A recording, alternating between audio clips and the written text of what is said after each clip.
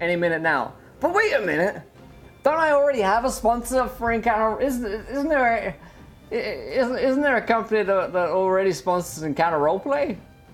Isn't there some like really good, I don't know, dice from D&Dice.co.uk that you could get with a 5% discount if you use the affiliate code Encounter Roleplay that totally supports the show and is also super cool for you guys as well? Pretty sure that's true. Alright guys, Dungeons and Dragons is a thing. If I see any replies to my DM, I'll let you know. Other than that though, let's play the intro video for the Long March because it's D&D time.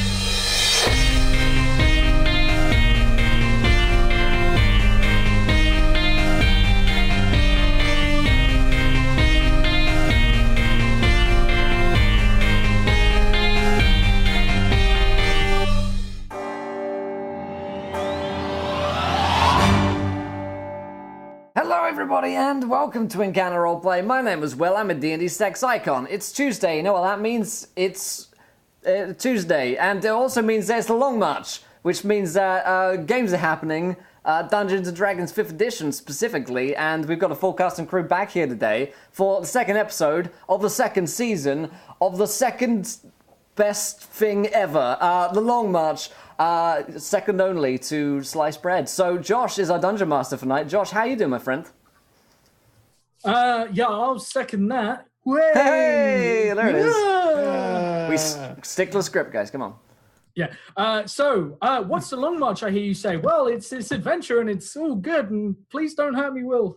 Yep, nailed it. That's what it says here in the script. It's what it says on the box. So, thank you guys for joining us today. Of course, we're back with the second episode. We'll go around the cast and crew, figure out who we are, who we're playing, of course, all of the other things as well. But let's start off with Louise. How you doing, Louise? I'm good. Dat me. How you doing? Right back at you, sister. How's our new sponsor doing? Nailed it. Very good. Yeah. See, I'm sticking to my script as well. Yeah. I'm Louise, and I play Kasna Vandry, the sister of Zune Vandry, and mother of an adopted tiefling. I have weapons, and I'm angry all the time. Yay, I'm a vampire. Yay, the vampires. Is exactly what got us into this problem, really. Lorelani, goddamn, you interrupted my perfectly scripted intro. We just sub, goddamn it. We got Tour School back with us tonight as well. Tour School, how you doing? How are you? I'm doing good. I am excited to be back for season 2. Gavin's going through that time of his life where there's certainly certain changes in his class and things don't work the way that they used to, and there's strange new things popping up everywhere. So at least he's not Gregor, who truly has strange new things popping up everywhere. You're welcome. Oh, Louise spit take. Love it. But yes, Gavin, he is a paladin of St. Cuthbert and a cleric of the Raven Queen. Maybe? Yeah. We'll see how this goes. Oh, damn it, I put it in that intro video. We lied to the viewers already. Thanks so much to Zappa for subscribing on Twitch Prime. Thank you, buddy. Awesome. And last but not least, we have Lorelani with us tonight. Lorelani, how you doing? I'm great. I feel 100% and ready to go, and definitely did not have a headache at all before the show. Good. Great times. I'm Zune, dark elf necromantic wizard that wants to kill everyone. And become a lich. And become a lich. I mean, every little girl's dream. Or is she Liches be bitches. Is she just looking for friendship? We'll have to find out next time. As for myself, I'll be reprising my role as Gregor Tuscanu, who has 3 nipples, is a vampire, also a dwarf, fighter, warlock, kills priests, and has a son that walks down walls like a spider. Pretty much sums me up. Ladies. So it's just really that commitment to eternal life that really turns you on. That's Gregor. He's in a bit of trouble at the moment, but he's having a great time as he does so. So before we dive into the show itself, a couple of things to talk to you guys about. First of all, shout out to our sponsors who we totally haven't talked about already today in a super well done segue. dndice.co.uk, go over there, get a 5% discount using Counter Roleplay, get off all their dice.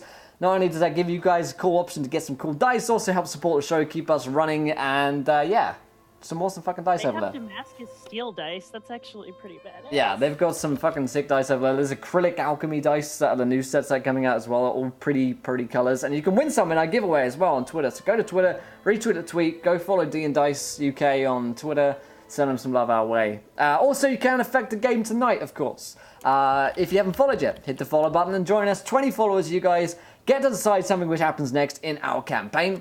Also, here's a tweet for you guys, 20 retweets, same dealio there. And lest we forget, you can donate to affect the game as well. Give players nat 1s, nat 20s, wild magic surges, and more. So check it out, my friends. Third nipples. They're all on the cards because, yes, there is a table of pets at the moment which have already stricken us. And laid me bare as a third nipple which talks and is sentient has erupted from my chest. Speaking of eruptions from my chest, Josh, let's talk about what happened last time.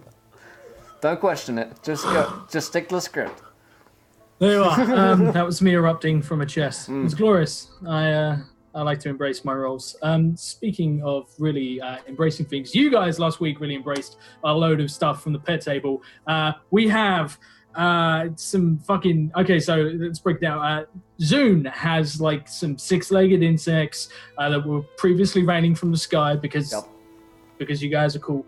And they crawled into the necrotic, dying flesh of her lich lower half of her body, and have formed like what she feels will probably become a symbiotic relationship. She has a hive of 6-legged, almost like a spider-like creatures that have burrowed into her flesh and just chilling there now, which is good, which is what you want.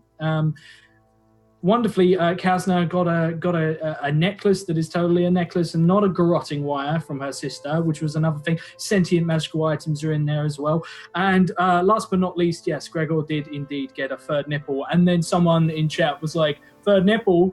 You mean third nipple with a tiny deformed arm that can now do stuff? Mm-hmm.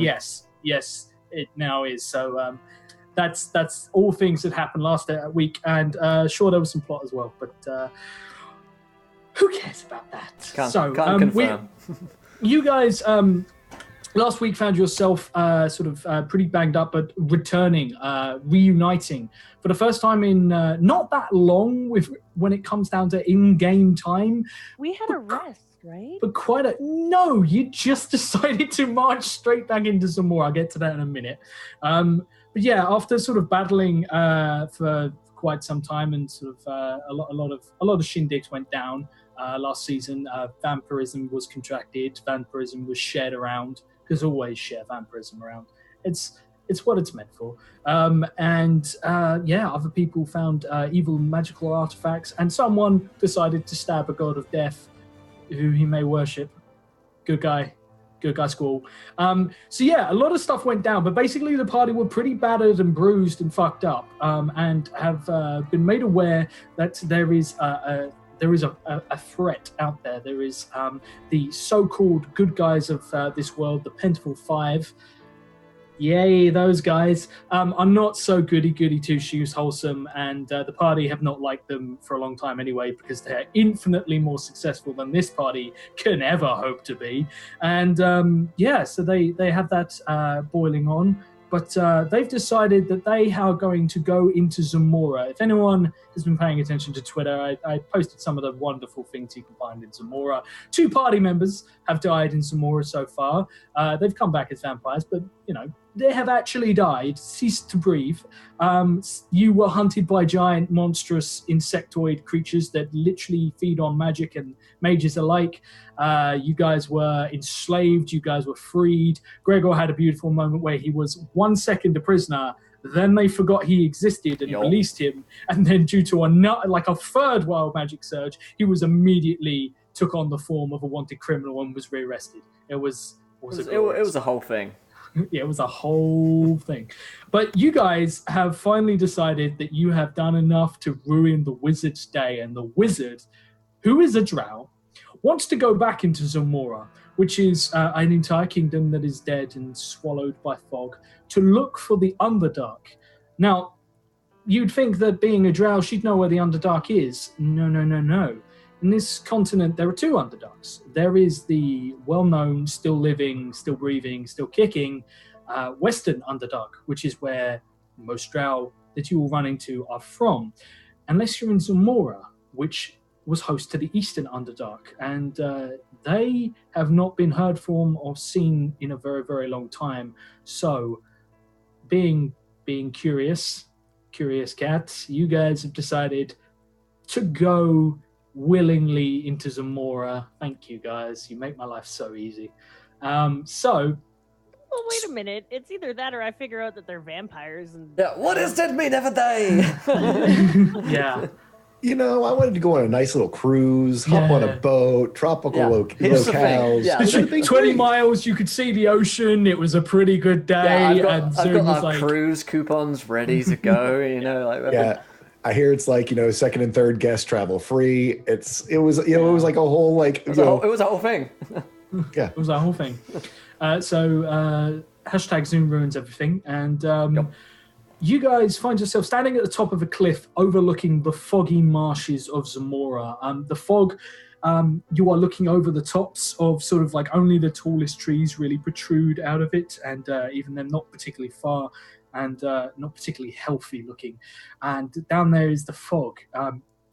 There is sort of a long winding trail that leads like a razor's edge down the side of the cliff face, and it takes you a little longer than you're probably expecting to get to the bottom, but you do finally reach the bottom. And is this the part where the party decides that they would like to take a rest? Dear God, yes. Yes. Yeah. Okay. You guys get to sort of like a point where you are not visible. You're not exposed like you were on the flat where Limemore is. You are not. That's like a sort of a plateau. It's not covered by the fog. There's very little sort of high-standing trees, or it's mostly sort of scrubby bushes and grassland. So you guys have found yourself sort of halfway down, found a small cave, and I mean like it's more of an alcove really on this path, and it's just about big enough for all of you to lie down in some form of comfort. It is sheltered it's off the ground of Zamora, so you're not in the marsh. It's not exposed as the grasslands. You've got a little hiding spot as the darkness of the world begins to descend, as night returns, and you guys absolutely can take a rest. Thank goodness. The rest. It's up to you guys. How long do you want to stay on the side of the cliff? Long rest. 4 hours. I'm gonna need a little Long rest. I only need 4 hours. Do you guys want to be taking 8 hours? I will take 4, and Okay. then you guys can die in the forest. I am more tired than a priest after choir service. Ooh. Let's take a rest. Are you guys all sleeping? I'm assuming since we've got 2 people who can do 4 hours, maybe they could keep watch. I Take have turns. spells to read. Okay. Just a thought. Or we can take 9 or 10 hours and everyone take their turn. I will spend some time on watch and, kind of look out behind us, around, searching with my eyes for my horse, which has never abandoned me until now. And Well, did you abandon the horse? no, that Yeah, could you never kind of happen. abandoned the horse. That could never happen. Ever since my- You climbed into a coffin Fake news. You did. Yeah, Let me remind you, actually, you yeah, you climbed willingly willingly climbed into a coffin. You guys said it was part of the plan. Last time I trusted you guys. Why did you trust them to begin with? I don't You've know. played in this campaign. I don't understand. Right. Anyway, so I'm going to we're sleep. gonna. Yeah, you guys. I need the guys sleeping to all roll me 1d20, and Zoom. Give me a perception check. I will lie down here, far away from you, Kazna. Good in plan. this secluded spot. That's right, far away from anyone else, because Yes. that's where I want to be. I like to be alone. I like to be all on my own in the world. Oh, sorry, I don't need to roll perception. You wanted a d20, didn't you? Indeed. 90, bitch. 19. Okay. And okay. Everyone but Will. Headphones off. Hey! Oh, why did I take my headphones off? I'm such a fucking idiot. Such a cunt. One job. Man, one job. All right. Okay. Right. So, Gregor, you are asleep. Everything is good. You find yourself in a dream. You are standing. You are in what appears to be this small alcove, except you can't see the way out. You actually, it looks like the small alcove, except it almost seems to have been doubled, and sort of like the way out has seemed to be sealed off. And to the point where you can reach the ceiling. It's just above you. And give me a quick perception check as you sort of look around in what is almost. Yeah, it's dark. I mean, you have dark vision, but it's really dark, and there is no sort of light to give you that outline. Mm-hmm. You are in some kind of cavern, a very tiny, almost like a pocket in the earth, and you feel that sudden sort of sense of unease building. There's something wrong about this. And you know when you sort of like, you're trying to reassure yourself, you're trying to figure out if you're in a dream or not, like you can't quite wrap your head around it. And as you look around, suddenly you feel something begin to press into your boot. Look down at my boot. What the fuck is that? There is what appears to be either a stalagmite or a stalactite pushing its way up. Gregor, you're not sure which one's which. You are confounded for a moment, trying to figure out, is it a stalagmite or a stalactite? It's pretty fucking tight. But there are more of them, and they are pushing their way up sort of around you from the floor. And as you look down, you feel something press against the top of your head. And there is the same thing happening above you. There are these small white stalactites and stalagmites pushing down from the ceiling. I'm getting fucked right now. What's going on? Have I ever experienced anything like this before? No. It's similar. You've probably been in situations where you've sort of been in very confined spaces underground. Yeah, so I mean, that's not. You're a dwarf at the end of the day. It's not too much to worry about. But this is odd, and they certainly should not. This is surreal. Yeah. And you're sort of aware enough to realize that this is surreal, but you're not sure what's going on. I'm having a weird dream. I hope Zune doesn't come out naked here in a second and then fucks Gavin though. And he's got a horse of a head again, because that would be really weird if Gavin had the horse's head of Mortian and they fucked. That would be strange. It would be. And as you contemplate this sort of stroking your beard, just sort of remembering the fantasies from previous nights where you went over there to be alone, you notice on the floor that there is something moving. There is something moving in a different way. It is moving across towards the center of the floor space. There are two very small people, and by very small, I mean probably about the size of your thumb, maybe not even bigger. I'm really big. Oh, you guys are really far away. And they're running towards what you can now make out as a very small, dilapidated hut. There is some kind of incline in the center of this area that you're in. And as sort of you look down, you suddenly become aware that the ceiling seems to have shifted and it is now pressing down on you, and there are spikes that have begun to dig into you. Oh, that's hurting. Oh, I try and get down towards this tiny little house. Oh, you down there? As you crouch down, you recognize two figures. The first is running and actually trying to carve a path through tiny, almost like needle-like white spikes that are growing up from the floor, almost like hairs, with what in her hands would probably be quite a big weapon. But, I mean, she's tiny.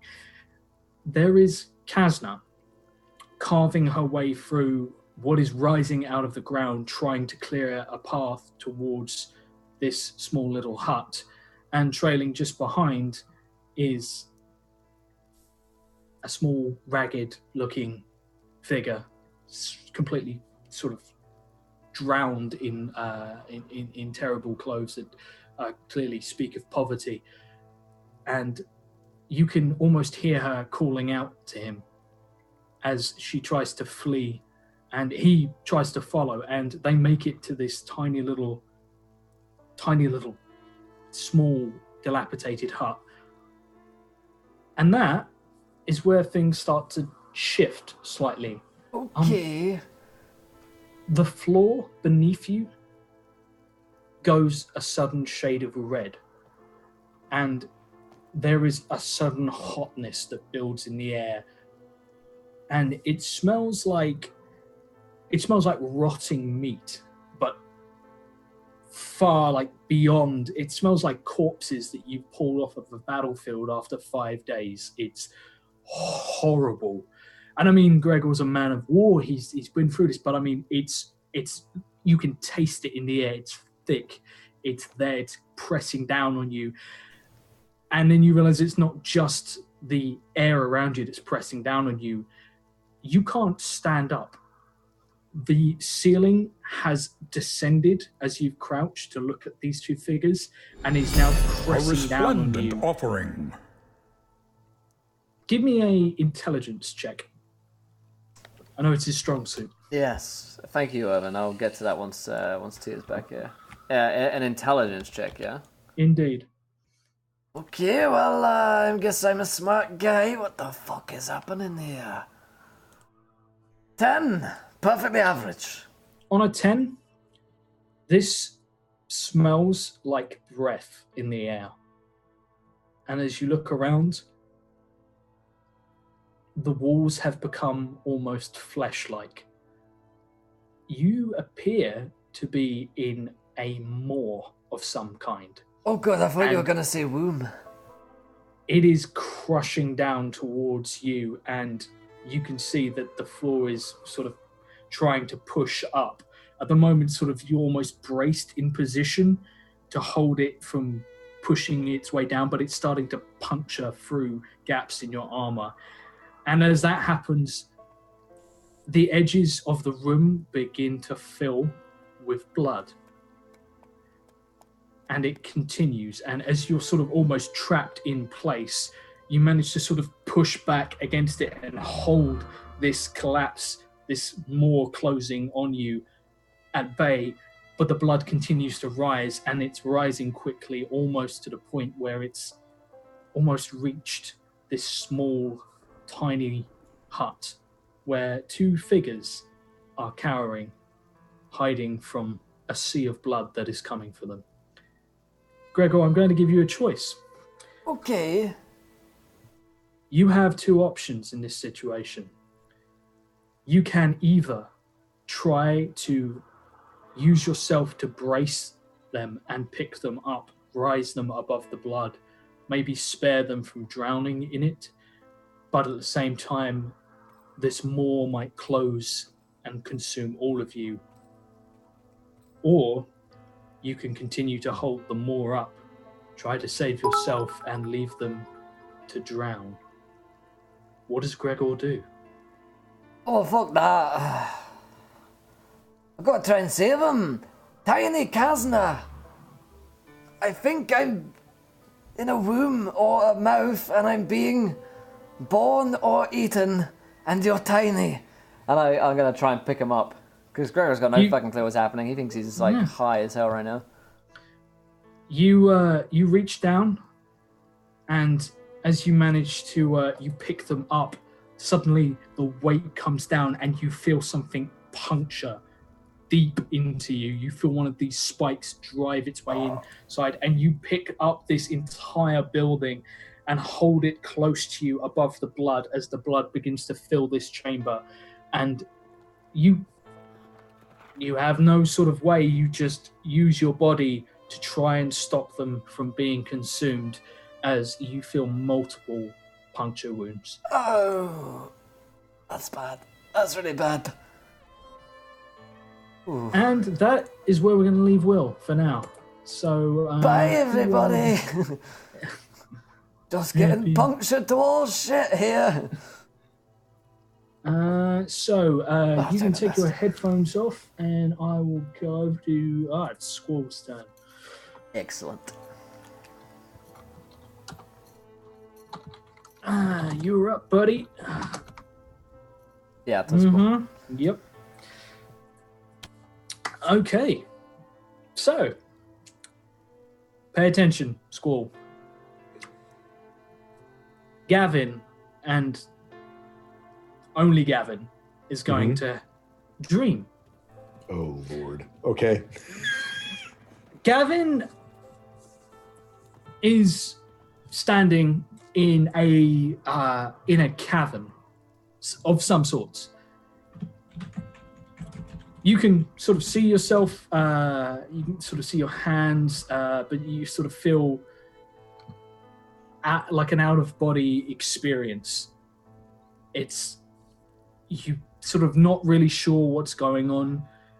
There's not a lot of light to see by, and being a human, seeing in the dark is remarkably difficult. The only light source seems to come from a triangle. You can't really make out details. You know it's distant. You know it's high up. And it is a triangle with the point facing down. Three-sided, and standing in front of it, seemingly suspended in the air, there is a vaguely humanoid shadow. It is wreathed in blackness. It's not a familiar blackness. It's more an unfocused thing, as if when you try and concentrate on it, it shifts. And it doesn't matter if you sort of you try to focus on a leg, it sort of becomes blurry, almost as if you can only see it with your peripheral vision. Okay.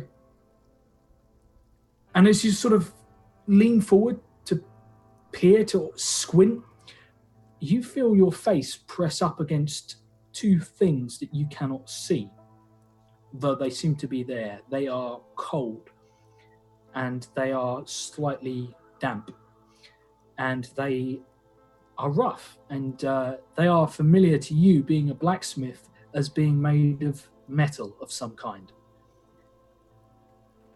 Sort of reaching out, feeling in front of you, there are bars in front of you. They run down to the ground and up higher than you can reach, and they seem to surround you entirely. As you sort of run the circumference, you realize that you can only see them at certain angles. You can't make out. It's almost like they've been painted with camouflage to perfectly fit the murky background. No. I did not give you permission. Headphones off. What? Will you? Fucking I hate you. fucking bastard. I'm gonna kill him. So you feel like this these bars that surround you, and as you look back up towards this figure, it is growing. And from its head, there is a single bead of, not white, but like silvery grey light that begins like a pinprick where the face should be. It spreads open like a circle and then rapidly outwards, and you just manage to catch the glint of what appears to be an expanding semi-translucent sphere coming towards you. It hits just in front of you, and suddenly you can see the bars as they crack in places, weakening. And as you look back up, the image of that figure and that huge triangle up in the sky with the point facing down is almost burned into Gavin's mind. But only Gavin's. To sort of after flash. Yeah. Okay. And that's where we leave Gavin for now. Okay. So let's grab I take my Louise. headphones off. Mm-hmm. So let's have headphones. Oh, they both begin with L. Shit. Yeah! Communication. Yes. I was like, Louise. Oh, fuck, they both, Laura Lanier as well. Fuck. God damn it, you Drow sisters and you confusingness. Louise, Kasna is pulling herself to her feet. You are in, you don't know where. Underneath rough hewn stone. It's a complete sort of craggy landscape of craziness and loads of stuff. Like, I mean, it's cracked, it's jagged, it's a trip hazard waiting to happen. Health and safety would condemn this place in seconds. But it is also littered with bodies. There are corpses in every direction. You can't make out the details on these corpses, only that you know that there are more coming. In fact, you can already see them. They are between you and where you need to be. You can make it out just in the distance, a pillar of light shining down from somewhere above. It shows what appears to be a small tent. There are a bunch of people in front of you. They are rushing towards you. None of them seem to have any true form. They are black and shadow and almost like afterthoughts of people. And they are rushing towards you, and they make sounds that sound almost like conversation replayed backwards. What do you do? Well, if they're in my way, I'm going to run at them. Roll me some attacks. I will. I'd love to. How many? 26. 26. Tell me how you violently cut a swath through these figures. So what is their kind of form? Their form is literally you hit them and they come apart like smoke, but smoke that leaves a blood spray. It is unusual. The blood spray is just sheer blackness. And there's, but I mean, like you cut through one and you see the blood sort of, or the blackness spew out and cover another one as you begin to hack and slash. I want to keep hacking and keep slashing and just keep going. You managed to carve a pretty quick path, but you feel this sense of urgency building in your chest. This deep, desperate urgency. You know you're not moving fast enough. I'm just going to run. I'm going to stop fighting. I'm going to run. You sword almost sort of like slipping through your fingers. You just managed to catch hold of it, and you are running, sort of shoulder checking, taking the occasional nick as you manage to make it towards this tent that is sort of covered in light, and you can see two figures standing outside. These figures are not shadowy and dark. These figures are silver. They shimmer. They have just as little form as the others, but they stand either side of the entranceway, and you see them hold up their hands, one imperious hand each, and the tide of darkness just behind you hits an invisible wall and seems held at bay. And you know that these are people you can count on, people you have been traveling with for some time. They are friends. 2 figures. But what is inside is what has drawn you here. You need to know if you're too late. Go inside. You step inside. Inside, it's a dirt floor, mud that has been churned. There is a simple sort of table. There's a shelf with various different pieces of random flotsam and jetsam scattered around. But in the center, there is a broken chair. There is what appears to be a pile of rags, and there is blood. There is far too much blood. There is a single unfamiliar blade that is sticking out of this pile of rags. It is a knife. It is very thin, clearly a thrusting weapon, vicious looking. It is currently embedded in a bleeding pile of rags on the floor. And standing next to this is a third figure. Also silver, also someone you have traveled with, also someone you have spent a great deal of time with. The only difference is this silvered figure's hands are marred with blood. And you get the sense, even though you can't make out any features, that they are smiling at you. Can you roll me a Constitution saving throw, please? It's a 20. On a 20, you have a choice. You can cut this figure down in any way you see fit, or you cannot. It's up to you. So did you say it was the figure was covered in blood, or was it just smiling? You get the sense that it's smiling, that almost warmth, that when you hear a smile in someone's voice down the phone, you just know. Right. And there is blood that stains their otherwise silvery hands. You can't make out a form. That's the only thing that distinguishes them from the two outside.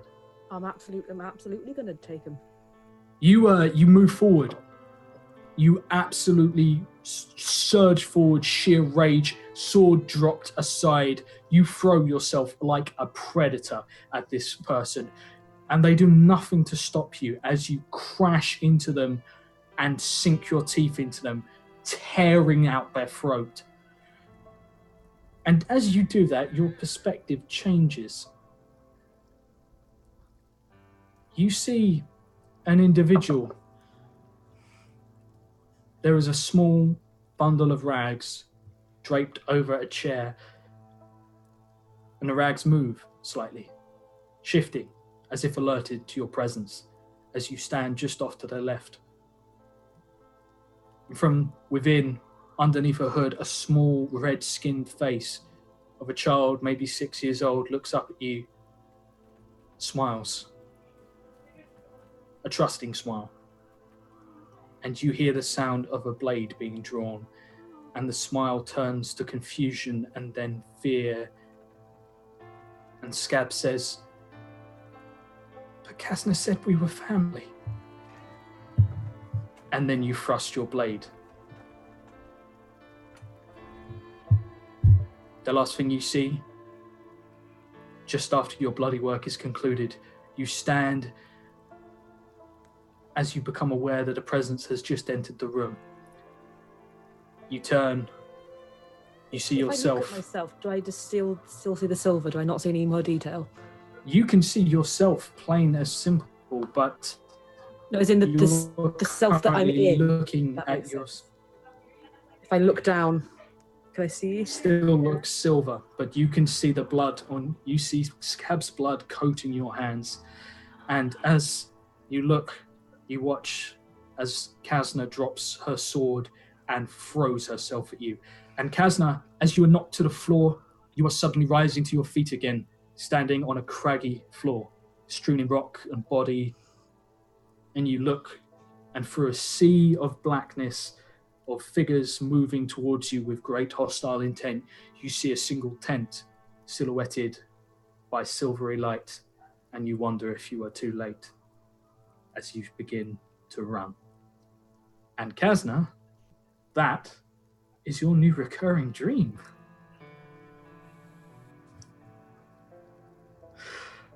Can you take your headphones off for a second, please? Don't like you. Let Josh in the audience let it be known I do not like this man. Friendship is over. Goodbye. Okay. Let's get Laura Lanier up in here.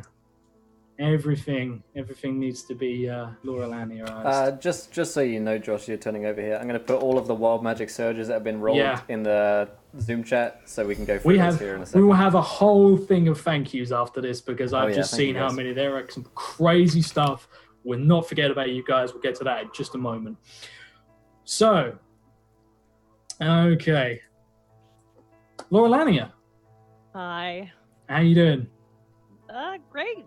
Considering the look of people that you've already spoken to. That's all right. Kind of looks like something bad really happened. Fun stuff. Laura, only good stuff can be left, right? Exactly.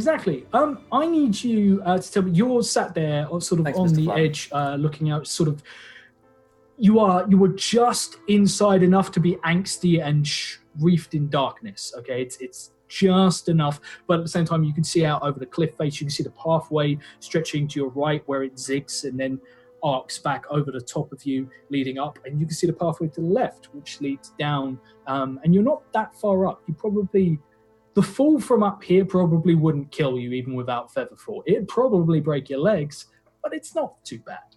I don't need my legs anymore. Indeed. In front of you, there is the edges of, you can make out tree trunks, sort of very thin and very strange looking tree trunks. As you are right on the edge of the fog of Zamora, it's almost, it's close enough that you feel the coldness in your upper torso.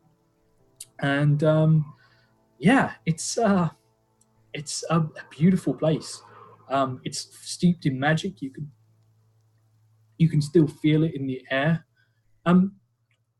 What's Zoom doing while everyone else slumbers? You can hear the occasional twitches of people behind you, and every now and again you see Kazna shift and almost like she's restless in her sleep. You can see Gavin seems to sort of be struggling in his sleeping sack ever so slightly. Gregor just makes Gregor noises. What's Zoom doing on watch? Just looking for Morty. Okay. Always kind of hoping that she'll see him just come across the distance, and when she realizes that he isn't coming, kind of look back to them, and back out to the horizon, and wait for her turn to sleep. As you do, I'm going to ask you to roll me a Constitution saving throw, please. Why can't you just be like, here's a button? Here's a bunny. Nat 1! Laura Lanier, Thanks so much, White Fawn.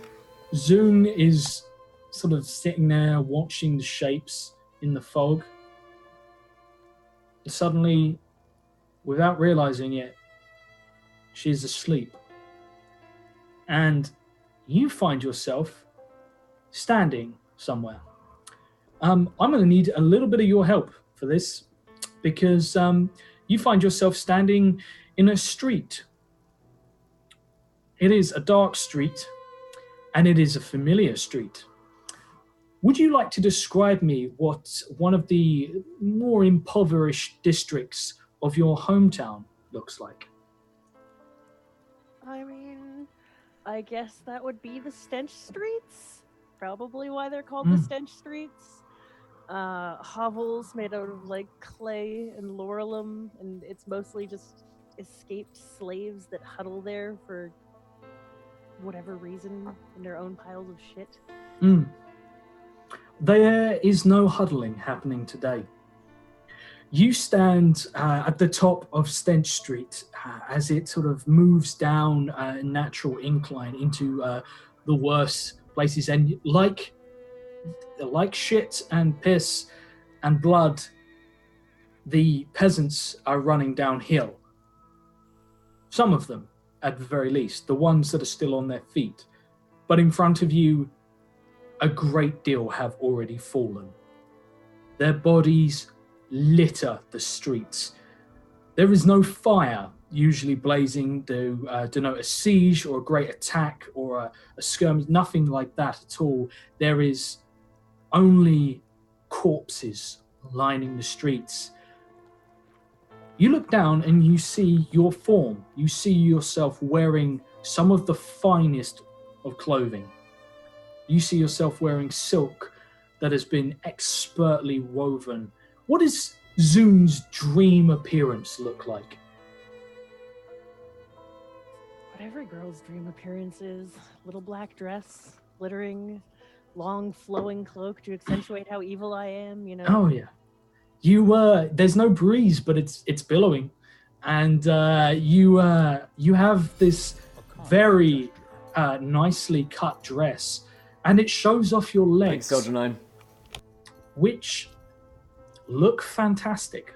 And that is not me being sarcastic for once. You That's new. are beautiful. You have always been beautiful, but you are especially beautiful now. And as people flee down the streets, the only imperfection left, you raise your arms, and at the end, there are two hands. One of which clearly was human at some point, is missing pieces, is tattered, still has someone else's engagement or wedding ring hanging from just sheer bone where the flesh has rotted away. And the other one is lizard-like. You have a reptilian hand. It only has 3 fingers, 1 thumb and 2 sort of fingers, sort of very live long and prosper. And it is scaled and green, and both of them end in beautiful, moisturized, perfect skin at the wrist. And as you raise your hand, your reptilian hand, bolts of dark black tendrils lance out, and a couple of people who are running down the street are suddenly impaled. And you see them stop as a line connects you, as if you have harpooned them in place, and they begin to shudder and twitch and scream. And as they do so, these 2 mutated reptilian fingers split, and now you have 5 fingers, and your skin at your wrist begins to swell and grow and overcome the reptile-like scales, and suddenly almost 50% of your hand has changed back to how it once looked as you draw out their lives, killing these poor people to preserve yourself. And as you raise your other hand, the dead rise all around you. There are corpses and beautiful people. So, we're going to cut away from Zoom just there, and we're going to go to, where are we? I believe, right. I'm going to say Kazma. So, everyone headphones back. Oh God. Everyone headphones on. Alrighty. There we go. Do you want to run through these donations we got here real quick? Yeah. We got so much to get through. Let's do the thank yous real quick. Thank you to Irvin, Mr. Fladden, Whitethorn, Soldier 9. So go through all the Wild Magic Surge. I've added all the Nat 1s and Nat 20s onto our overlays and let the players know. The Okay, chat, you guys There are you go. crazy. The wild magic surges that I have seen so far. So I put them all here. So the ones for Gavin, first of all. The one for Gavin, Okay. all within 50 yards who are not now bleeding, fall unconscious. Okay. Gregor's wild magic surges. Caster's principal weapon bends until the ends are touching. Great. So now I've got like a bendy axe. And I also spout water like a gargoyle for 1d4 rounds. Okay. Oh god. And I also can't cross moving water without assistance. Which kind of You makes are a sense. I vampire. am a You are a vampire. vampire. Yeah. Well, but he is also spouting moving water right now. And he's not movable, so he's. Oh just my god! stuck. And you spout and you vomit magma. I'm. Yeah, I giving do you- vomit okay, water right, and yeah, magma. yeah. Well, So yeah. for the next round, okay. I didn't have one for Kazna, so I'll wait until Lorelani gets back for Zunes, but that's Okay. pretty good. Okay. Oh, and one of target's hands is invisible to the undead. Nope, that was That's- a mistake. Oh, is it? Oh, yeah, that's- He damn thought it. that was- Will yeah. thought it was for him, but it was actually from Scraticus to me. Yep, the Oh, right. Okay. Oxford Okay. comma was the enemy of me there. Oh, right. Okay. Right. That damn My Oxford old comma. enemy. And okay, right. So I think that's everyone. There we go. We've still got. I can read out. I Riley. can read out Zunes now. I figured we want her reaction. Yeah. No, we'll do Pretty that damn when good. we get to. But yeah, you're so. Okay, right. So this is Gregor wakes up, and Gregor, like you've had a harrowing Yeah, I've had a fucking harrowing evening. bad time. And you wake up to find that in your sleep you seem to have almost got like a fever, and Okay. yeah, you Oh, that was a bad dream. you realize that you have in your sleep vomited, and that there is cooled magma Oops. that is basically made sort of like there is just like a huge piece of molten rock and metal, probably about maybe 3 foot across and vaguely circular. And Just as well I didn't. Sleep next to anyone tonight. Whew. but it's like a solid plate that lays on the floor that has seeped into the rock and given it strange. Made a tectonic plate. Yeah, absolutely. That's all How that tectonic works. plates are, just That's vomiting science. dwarves. Dwarves vomit. Yep. And also in your night, at some point you rolled over, and what's your primary weapon? My warhammer. Your warhammer. So you have rolled over in your sleep, and your warhammer, you've rolled onto it. And Gregor's a heavy guy, and somehow, maybe with all the heat from the magma that you Yeah. were spewing in your sleep It's molded it. inconsiderately, you have melted it into a circle. I'm gonna change it. I'm gonna tinker with the stats ever so slightly, but you can now wield it as the biggest knuckle duster ever seen. Like it wraps around Improvement. with just a huge block there. Exactly. This is a warhammer that I punch people with my Yeah. fist. That's awesome. Dude, he's got some street cred now Yeah. with those rings. I look fucking dope. I'll read out Zune's Wild Magic Surges now to his back. So, Zune, your spellbook sprays skunk musk every time that it's opened.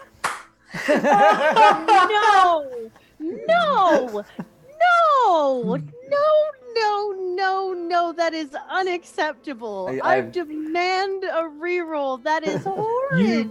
Okay, we'll get to that in a second. Hello, YouTube. And Elemental summoned in caster's presence will not attack.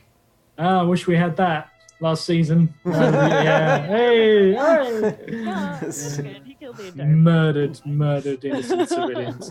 So yeah, we have you guys all sort of get some rest. You wake up, Kazna, being sort of the next one to, because Gregor and Gavin still need sleep.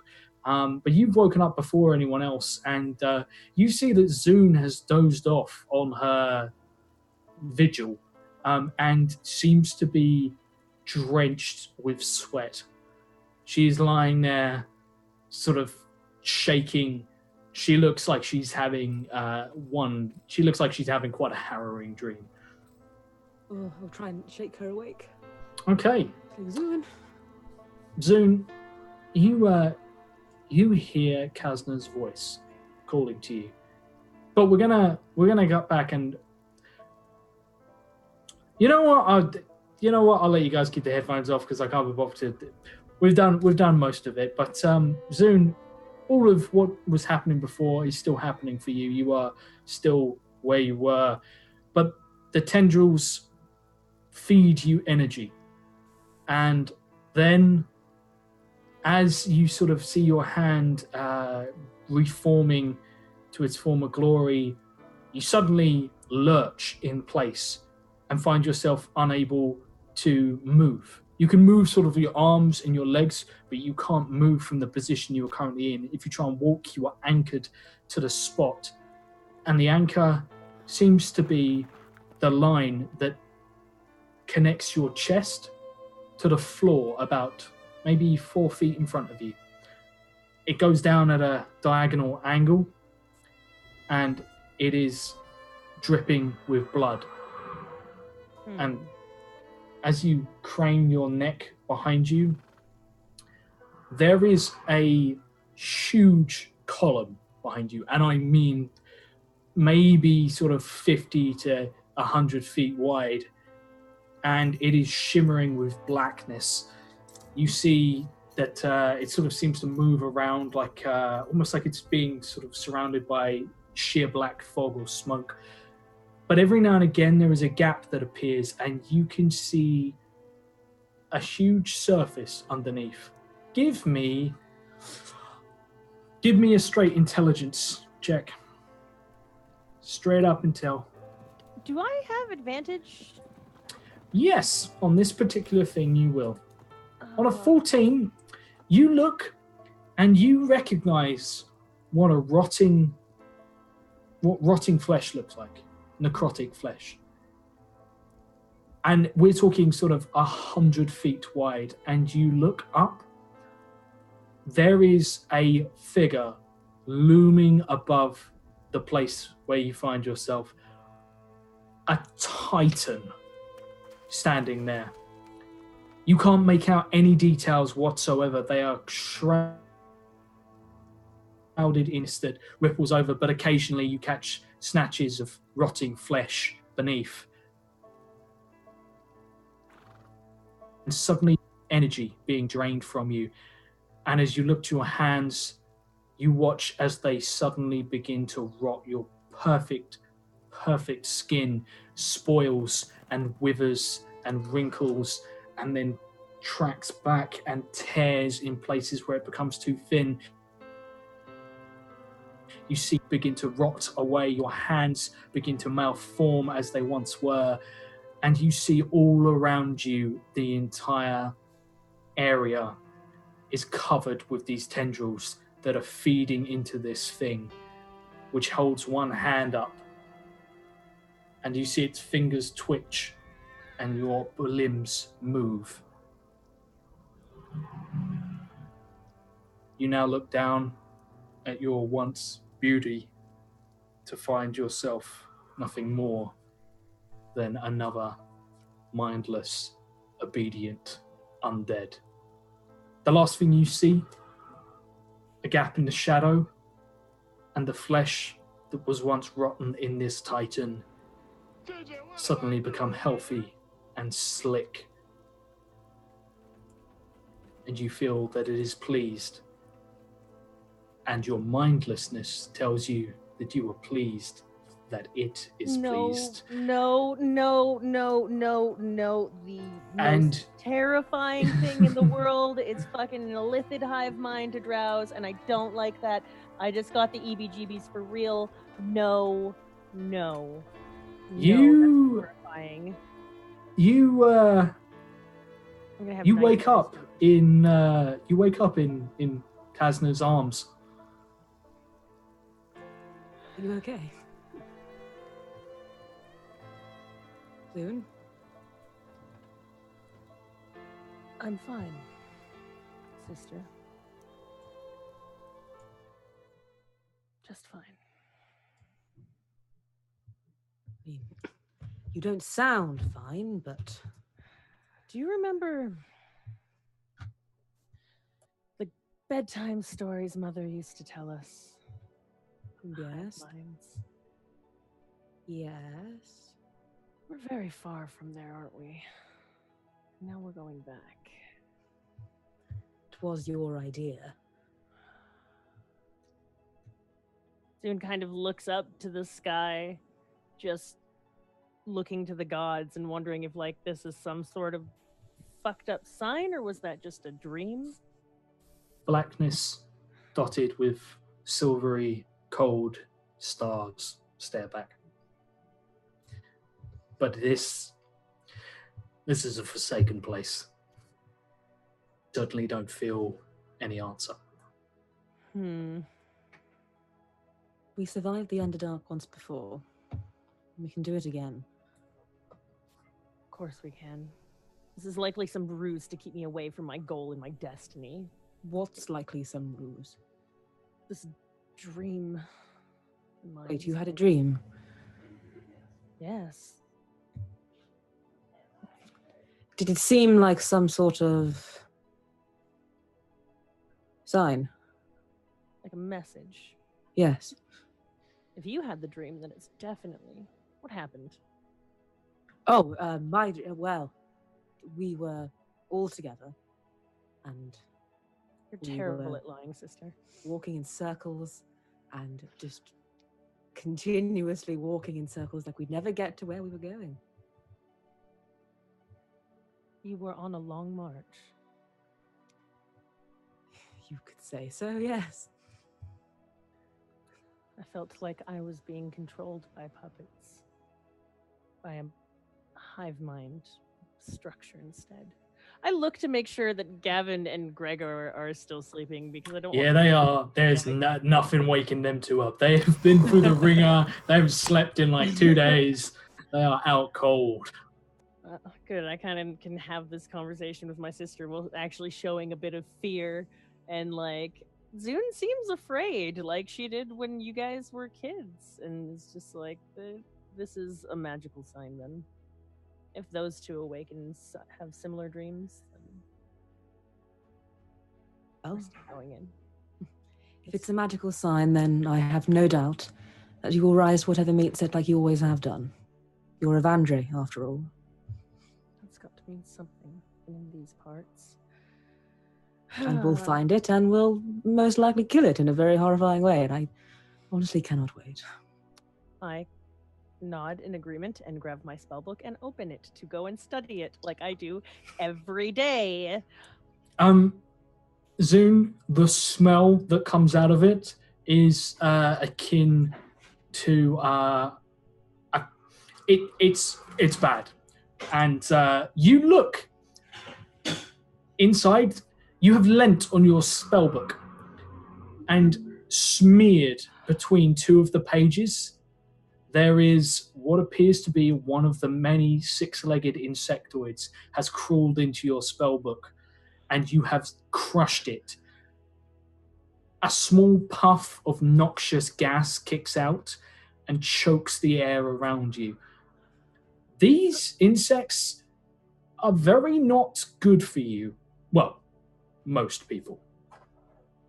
So here's a fun thing that I noticed on my character sheet. I can't smell anything. I have no sense of smell. You can't! I remember that! You had a wild magic search and stole your smell. So I noticed nothing and continue studying. And That's amazing. Jesus Christ, there have been so many strange Kazna, wild magics. however. Yeah, Kazna. So Kazna, can you give me a con save, please? Everyone thinks you smell fucking skanky. I don't. It's a 20. On a 20, you know whatever that was would probably be enough not just to make you gag, to physically hurt you. Okay, I'm going back up. She can do her It studies. disperses pretty quickly, but you see more of those creatures scuttling around her feet and then into her robes. I'm gonna back up. I look at her like she's gone crazy. Tree. I'm just like, lovely talk. See you later. Enjoy So- the reading. Kazna, Kazna, is it? Are you taking your watch? It's my turn to watch things. Cool. Give me a perception check and maybe don't pass out. Well, let's try. That's a 19. 19. That's it. That's all you need to roll. You're good. Yeah, but she's not bleeding. Oh shit! I'm. God damn it, Wild Magic! Blood on me. Your call. Hold I don't on. know whether you want to kick it in now or later. Right, I'm gonna kick that. I'm gonna kick that in a little later, just a little Okay. later though. So, you were Kazna. You sort of looking around. Oh, I've got this. Can you do me a favor? Can you give me a wisdom saving throw real quick as you are looking around and kind of gander? That's not a problem at all. No, Oh, it's fine. 18. 18. 120, Okay. 19, 18. That's exciting. On 18. You have a problem. Oh, You're smart enough to realize this. You are currently going into Zamora. There is very little. The entire time you were there, you didn't see birds, you didn't see critters, you didn't see anything Saw a bear. other than you saw. You did see a fucked up bear, and you also saw a. That was up there in the marshlands. The only thing you saw pretty much was those huge towering creatures that were feeding with the white chitinous shells. They are creepy, and you're not sure what would happen if you drank from them. Which means you need a blood supply. Oh no. Every single person here currently smells of blood. Now, you don't have to do this. This isn't voluntarily, but everyone here has been fighting for a bloody long time, pun intended, and you have the potential of trying to collect some of that. Surely they'd notice. I'm the only one who's like I'm not either okay, aren't undead I? or rotting, aren't I? I'm like the tastiest steak in the room, right? You are indeed the Hey, tastiest steak in the room. Yay! I'm afraid, but I'm studying my spell, so I'd probably Yeah. notice if you started biting people. I'm just saying, like that's out of character for you. That's true. Don't want you to find out. Mm. Okay. I'm good. Thank Okay. you. I'm nice and full from the bear. Okay, you're good for now. But it's been a full night's rest since you last fed. You can feel the hunger twitch. And Just on the floor, to hope that Zoom passes out soon. Is this big old tasty steak of a man? yeah, You're well seasoned too. yeah. In fact, Zune, you technically haven't slept yet. So, oh, really? Okay. Yeah, you would probably need to get some rest. So Oh yeah, I'm I'm going. gonna put that. Zune finally calls it a night. The bookworm finally calls it a night, and she curls up and rests. What do you, Louise? What does Kazna do? Well, What's your going forward plan before we kick this off? Well, my 5-year plan for this is Right, Stalin. Everyone's asleep. Gavin is a giant blood bag. Yeah, he is indeed, and he looks absolutely And he fucking. is super chill about me being a vampire. I'm like, yeah, we had a discussion about it. He helped save my vampire son. Oh no.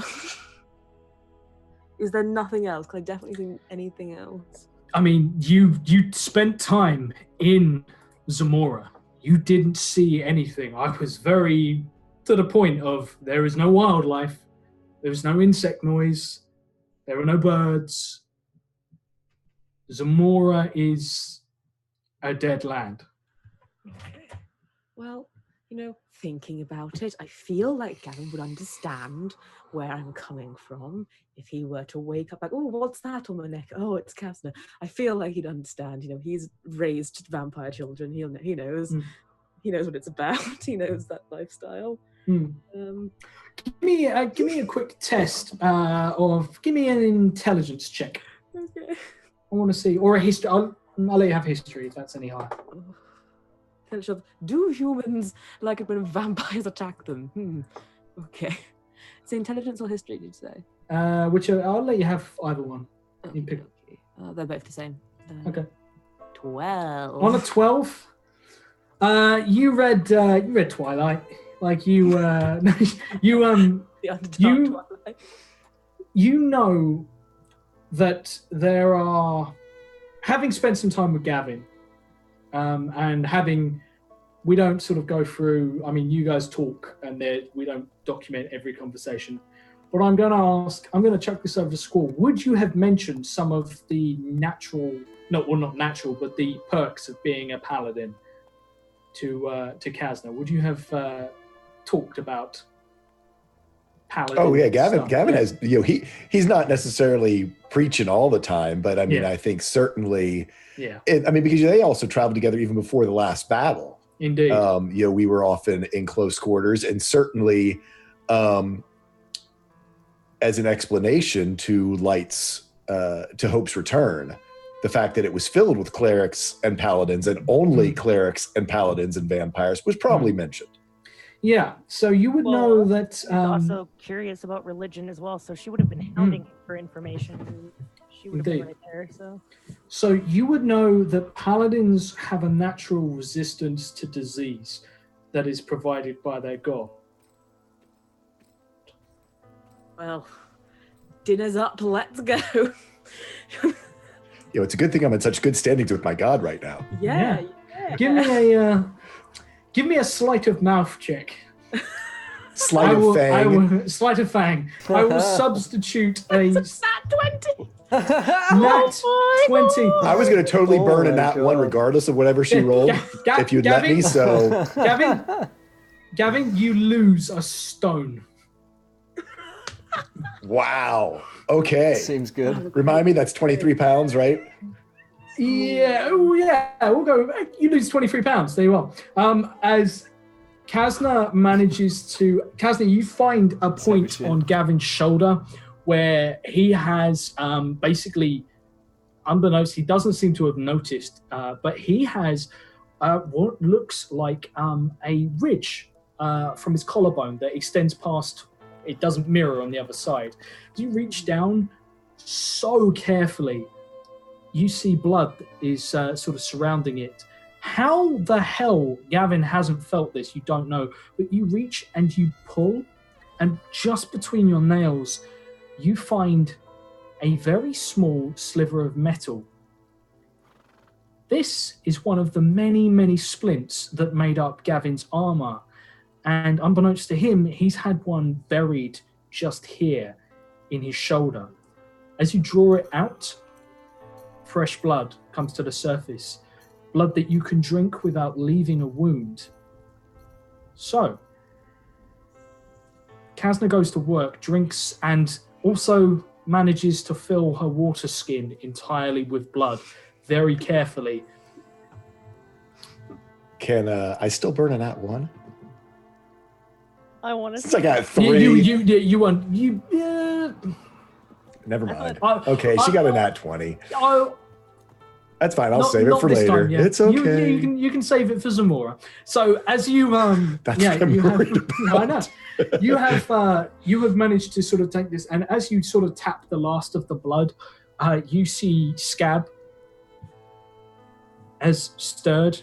He hasn't caught you doing it, but Scab stirs, and you literally just stick the stopper back in and pull Gavin's sort of what is sort of like his bedroll just slightly more over to cover the blood from his sight, and he nods to you, sort of stretches and reaches down, and he clutches his stomach, and the first thing he does is look at Gavin, then look at you, and then awkwardly look away, as if he's just been caught thinking something he's very embarrassed about. I'll beckon him. I'll You just caught his Gavin porn stash. and head back towards the tree, which is like slightly away from everyone, and I'll kind of beckon him over. Gavin's totally vampire porn, isn't he? Yeah, dude. Big old veins. Yeah. So yeah, he follows you, and he seems a little fidgety. I'm going to hand him the water skin. He takes it. Drink up. He shakes his head and I don't want. And then, as he's sort of standing there, he sniffs, looks at the water skin, looks at you, and carefully unstoppers it as he suddenly realizes what he's holding in his hand. And he reaches up and just sips. It's a long sip, but he tries very, very hard and then pulls it back and just holds it at arm's length as if asking you to take it away. It's okay. It's okay. It's not easy, but well, I know that you've gone through worse. And I know that you can go through this. But you'll look after me, right? Always. Okay. Well, you and it's nice to have family. Yeah. But just, well, if you have a problem, Scab, come to me first, okay? Not to anybody else. Not that, you know, they're good people, but, you know, He nods. Yeah. And he reaches over and sort of doesn't quite grab your hand. He sort of hesitates as if it's unfamiliar to him. I'll hold my hand out to him. He takes it gingerly, and I mean, his hand is... Gazna's big, muscular and strong, and he is 6 years old and emaciated, but he's looking surprisingly healthier than he's looked since you've known him, and his grip is surprisingly strong, but he only manages to sort of grab hold of 2 of your fingers, and he manages a small smile and looks up at you and says, I have a question, but I don't really know how to ask it. Well, usually you ask questions by saying words, so just start talking. It's difficult, it's personal, and I don't want to make you angry. Well, we've been trapped in a cell together for up to a week. I feel like we're past that stage.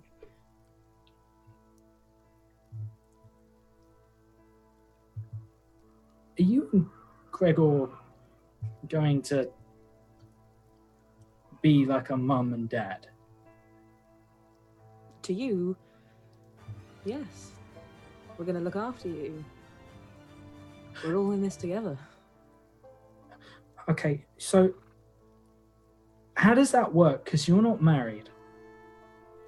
No, but you see, in this modern day, one does not need to have that commitment. Well, I thought it'd be nice if you two were married, because you like each other, and right. And no, I was thinking that when we get out of here and somewhere where there's actually sort of light and it's pretty, and I was thinking you could wear a dress, and Zoom could help. Auntie Zoom could help you. They're waking up.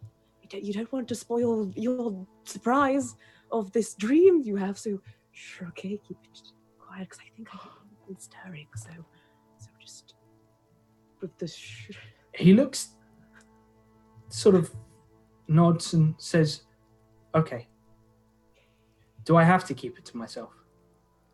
Well, who are you planning on them telling?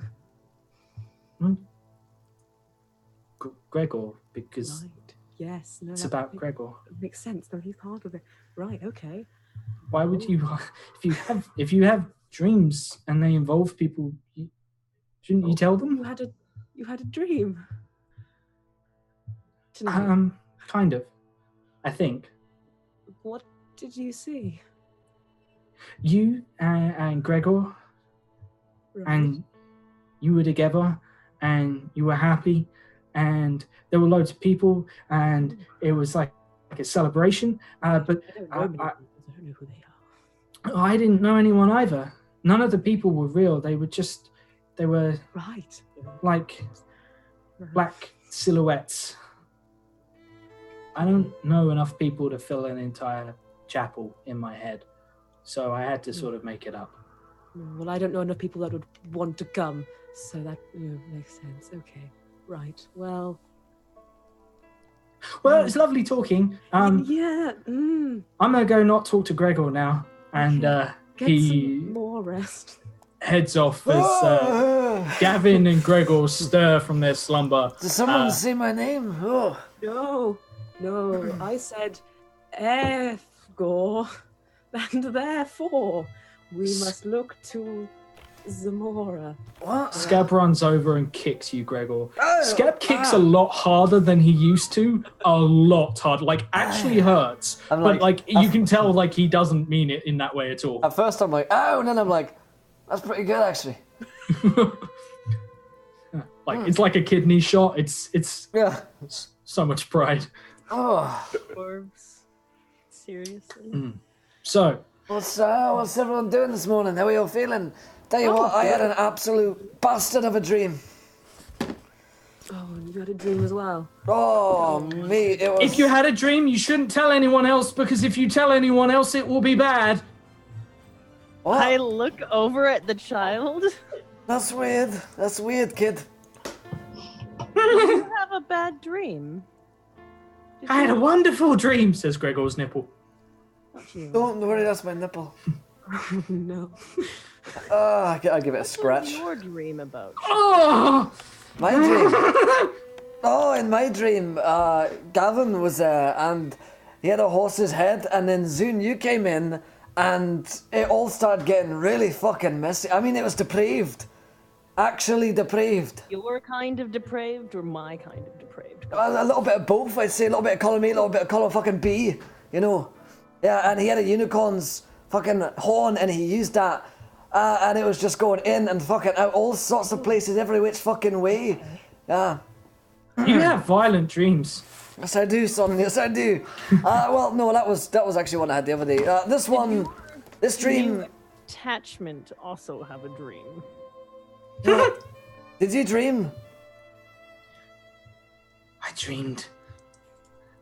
I dreamed a dream of time come. It gestures with its one tiny deformed arm. It begins to sing loudly and badly, but with like deep baritone, which has then been chipmunked because it's a tiny little nipple. And like after a few minutes, like you have to muzzle it. Like it's just, and it bites your fingers. Like it's bad. Okay, yeah, I say, well, that was a dream from the other day. This one, Kazna and someone else was really tiny, and I was in like a cave, and I was getting punctured by things over and over, and like the room was getting smaller, and I tried to pick him up, and then I was inside like this maw of a beast, and it was like eating me alive, and they were trying to get out, and I was trying to save him, and then I got punctured by those things, and I think I died. Oh. Yeah, it was pretty fucking graphic. It's almost as graphic as when, you know, the whole anal thing happened with Gavin's unicorn head. Right, no, that sounds. Well, I didn't dream. So that's Talk about anal retentive, am I right, Gavin? Smartest people on the planet, but I cannot decipher a word of what you just said. It was all fucking trippy. Did you have a dream? I actually didn't. Neither did I. Well, that's the last time I take a long rest around here, fucking hell. Child, what did you dream of? Yeah, what did you dream of, kid?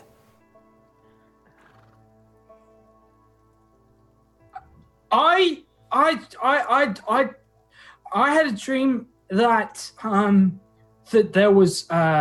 that there was we were in a town. I know there was a town, and we played instruments, and there was a unicorn's head, just unicorn and stabbing, and there were you guys were involved. Dream.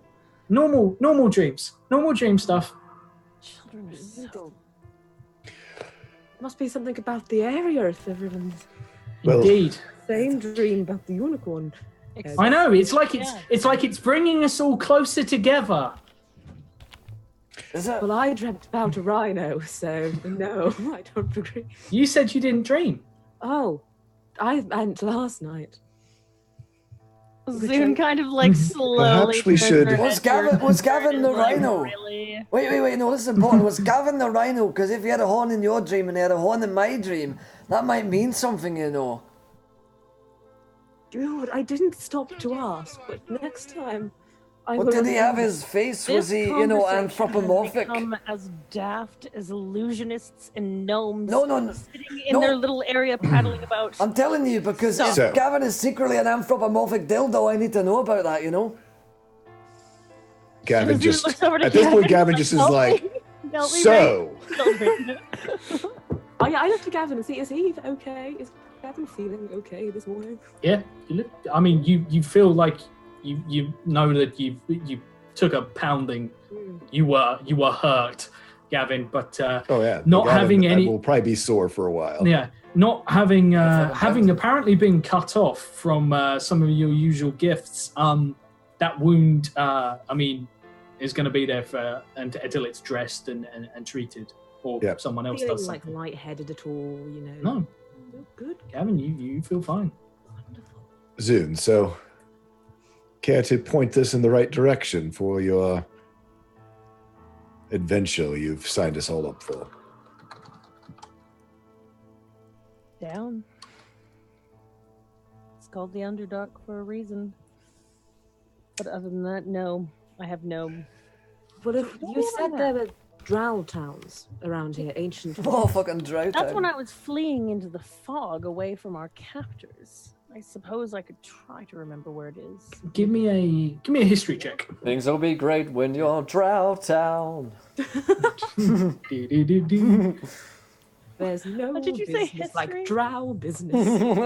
that nipple is just gonna all of the musical numbers. It's a musical, yeah, I love it. Yeah. I can't take this cast seriously anymore. On I'm a- tired. on a 23,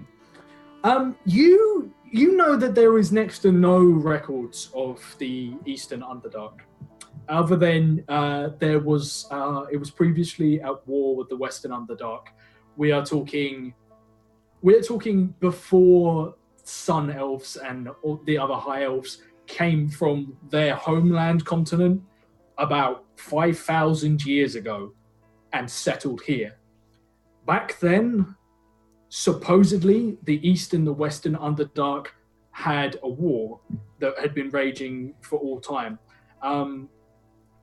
That's pretty much all that's known, other than there is no records of what happened in the East, why they were at odds with your people. They certainly don't keep records. You know that sort of like all their names have been struck from history. They've been erased. And when Zamora reared its ugly head, you know that the drow presence there wasn't from your side of the Underdark. So far as tunnels, the Underdark moves, but it is said that supposedly it was once all more connected, and it has been deliberately severed. They have gone out their way, maybe both sides even, to seclude themselves, to cut the other side off. So it is potentially an entire different ecosystem, biosphere, sort of a whole different, it's like the Galapagos Islands. It's been completely cut off from your culture.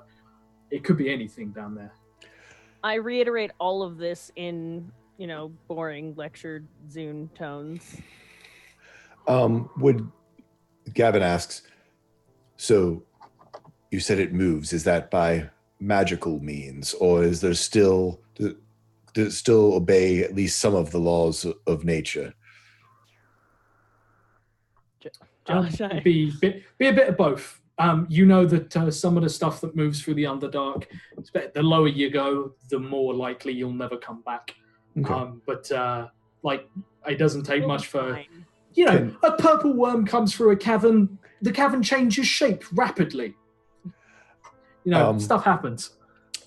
Could Gavin do like a That's survival hard. check, knowing that Zamora is basically a swamp, that it's going to be a cliffside or some rocky outcrop that's going to get us sort of underneath the hard pan that's holding the water of the swamp to get into any sort of an underground region, otherwise it would be flooded? Give me a survival check. It's a 21. On a 21, Zoom said she found a building. Buildings have to have foundations. That's true. But we're going to have to find our way through the swamp to get back to the building. I was hoping something a bit more detectable, but in this fog, building or cliffside, it's probably just all the same. I imagine that this fog is magically created. It is not natural. Or at least parts of it are natural, and some of it is magical. It's meant to obscure. That's good. Well, we couldn't just regardless, find a hole we should- somewhere. Regardless, I'm taking precautions. And he begins to wrap all of his exposed skin up.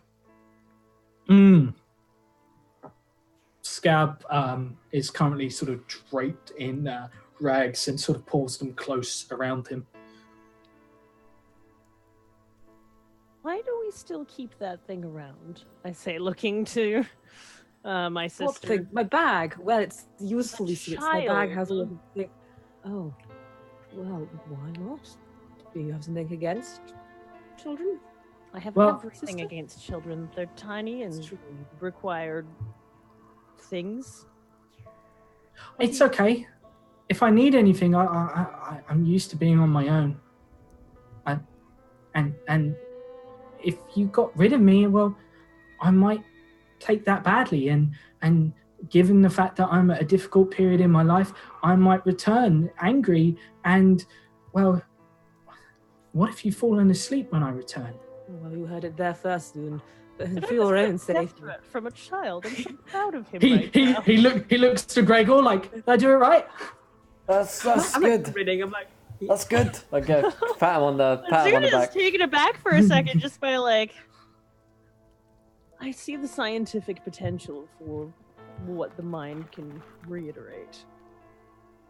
Wait, right, okay, here's the thing. We need to focus on finding your fucking Underdark, okay? So whatever the hell thing spat you out from, we gotta find that again, else we're all gonna get fucked, innit? So, I suggest we focus on that and not on the fucking kid. Because he will fucking eat you. he will. And I will watch. Eat people. It's quite entertaining. He shakes his head. Only half of you. That's right, bottom only half half of you. The rest he will use for whatever else he wants, because that's the right. When you kill someone, you eat them, you can choose what you do with the other half. So terrible. Vampirism is the worst of all the undead diseases. Isn't it just? Isn't it? Now, where is the Underdark? Have you seen a mirror recently? Oh, shit, son! Oh, yes. Me and Casna high fives, like great parenting. Like, Just, we're the best parents, I nailed it. looked at Gavin and I'm just like, Get fucked. in that moment, like, how badly do I really want to be a lich? Like, I think I feel that. He looks at you and just pulls out a raven feather. Sort of twirls it in his hand. I feel that moment that I think every parent feels at some point. Like, why did I? What are you doing? Well, put that vase down. He looks up, sort of. He's got that cheeky sort of like, not sure if he's in trouble or if he's sort of being just playful enough to get away with it. He's being So- rewarded. Wish I could perform experiments on you. You mean, what kind of experiments? Oh, draw your blood, see if there's any way to purge that disease out of you, find out exactly what makes a vampire tick. You're undead, and that's kind of my field of expertise. But you're also a child, which is not my field. Auntie Zune is doing that thing she does again. Talking. Talking, yeah. Being a bit of a cunt. So stop experimenting. Perhaps we should talk while we on the get underway. Child, Zune, what the fuck is wrong with you? Your Auntie Zune, and that's Uncle Gavin, and these we are the cousins, right? That's weird. Sure. Your cousins? Yeah. This is a And fucking. he flees just like oh god, and like he Doesn't makes his like way down cousins. the path. Had some strange cousins. Gavin looks at Kaz and is just like, you are truly terrible at this. That's from Gavin, the paladin. And basically heads out to get us, just get us moving. I assume the fog is heavy enough that there's not a lot of sunshine. Let's just fucking go find someone's fucking Underdark and fucking invade it. So as you I make try to remember where the building was. Yeah, absolutely. You guys make me down. Give me a survival check, Zune, and also Can I use one of those nat 20s? Yeah, you can. Let's go with that. On a nat 20, fucking like you I'm going have the vaguest. You have the vaguest idea. You literally. You didn't, for starters, you didn't walk to the cliff last time. You teleported from midway through Zamora, so finding your way back's a bitch. You are pretty sure you've come in slightly too far east and quickly sort of correct the path. And you're 90% sure you're going in the right direction. But I mean, there's that small part of your mind that realizes that you are making some pretty big assumptions, some jumps. I actually, I know 100% where I'm going, of course. Yeah. This is definitely the way. Forge that path. As we're going, I sort of catch up with Zune, sort of intentionally giving Gregor and Kazna maybe some time alone, maybe so that Kazna can share some blood. Not that Gavin would know anything about that. But that's what the kids are calling it, at least. Yeah. Once we're sort of out of earshot, so that they can discuss things, Gavin actually looks at Zune and... I just give you what now, man? What could you possibly do to me now? Did you mean it? Mean what?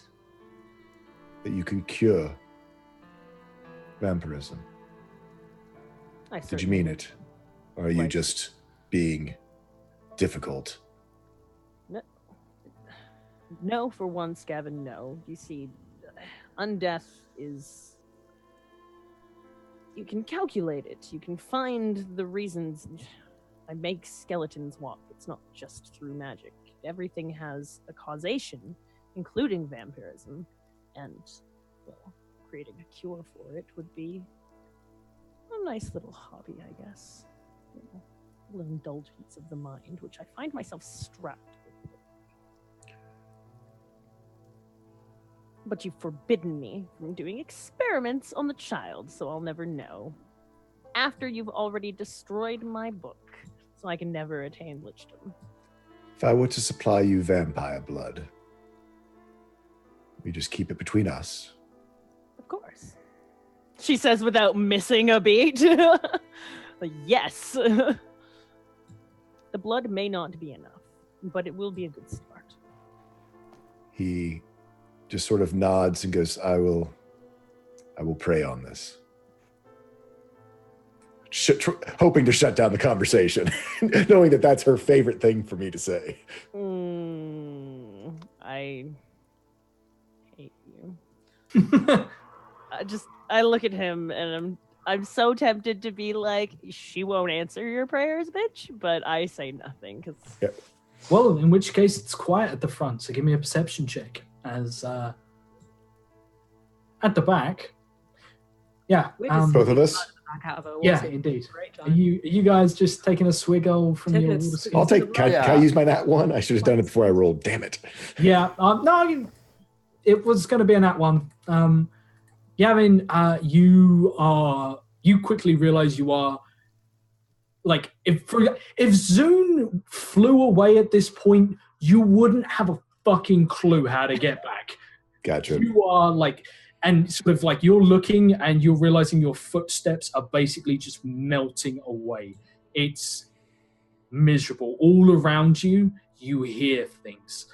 And, it's just probably the unsettling nature of some more of the wind that carries through and sort of warps through the fog. But there's just unnatural noises that are tripping at the edge of your senses. It's unsettling, and it makes concentrating on anything other than just making sure Zune doesn't stray too far sort of your number one priority.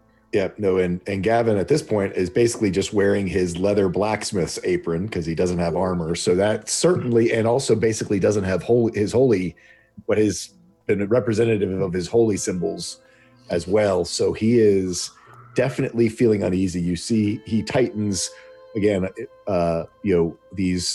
These rags, making sure there's no exposed skin, recalling those things that came out of the.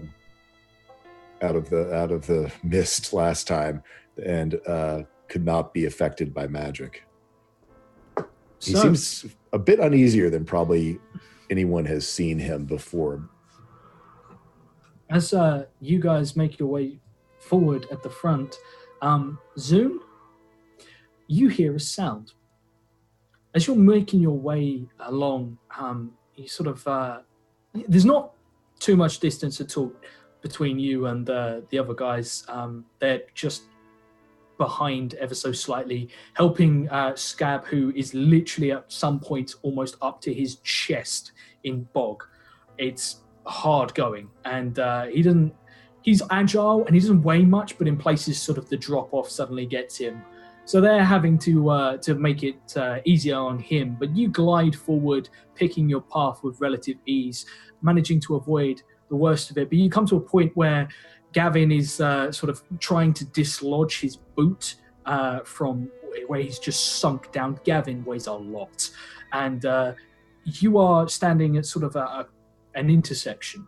There are two paths, one to the left and one to the right.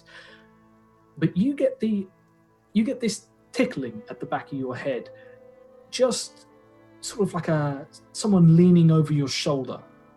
That sensation that someone's right behind you. You know it's just your mind. You glance, nothing there. And then you are going to hear a sound. It's a little hard to describe. It sounds like, if you imagine getting a giant feather and brushing it over tinfoil, that strange sort of rustling, very quiet and very light, but it then devolves into something completely different with unusual timbre. It devolves into something wet and moist and chittering. It's the kind of sound that you tell yourself you imagine because you can't imagine what could possibly make it. There is something here in the fog. You feel like you're being stalked right now. I slowly put a hand up to Gavin's chest to get him to stop walking. Do you hear that? He just kind of looks at her. He's hearing as he's trying to pull his boot out of mud, that horrible slurping noise. So he's not hearing anything. I call out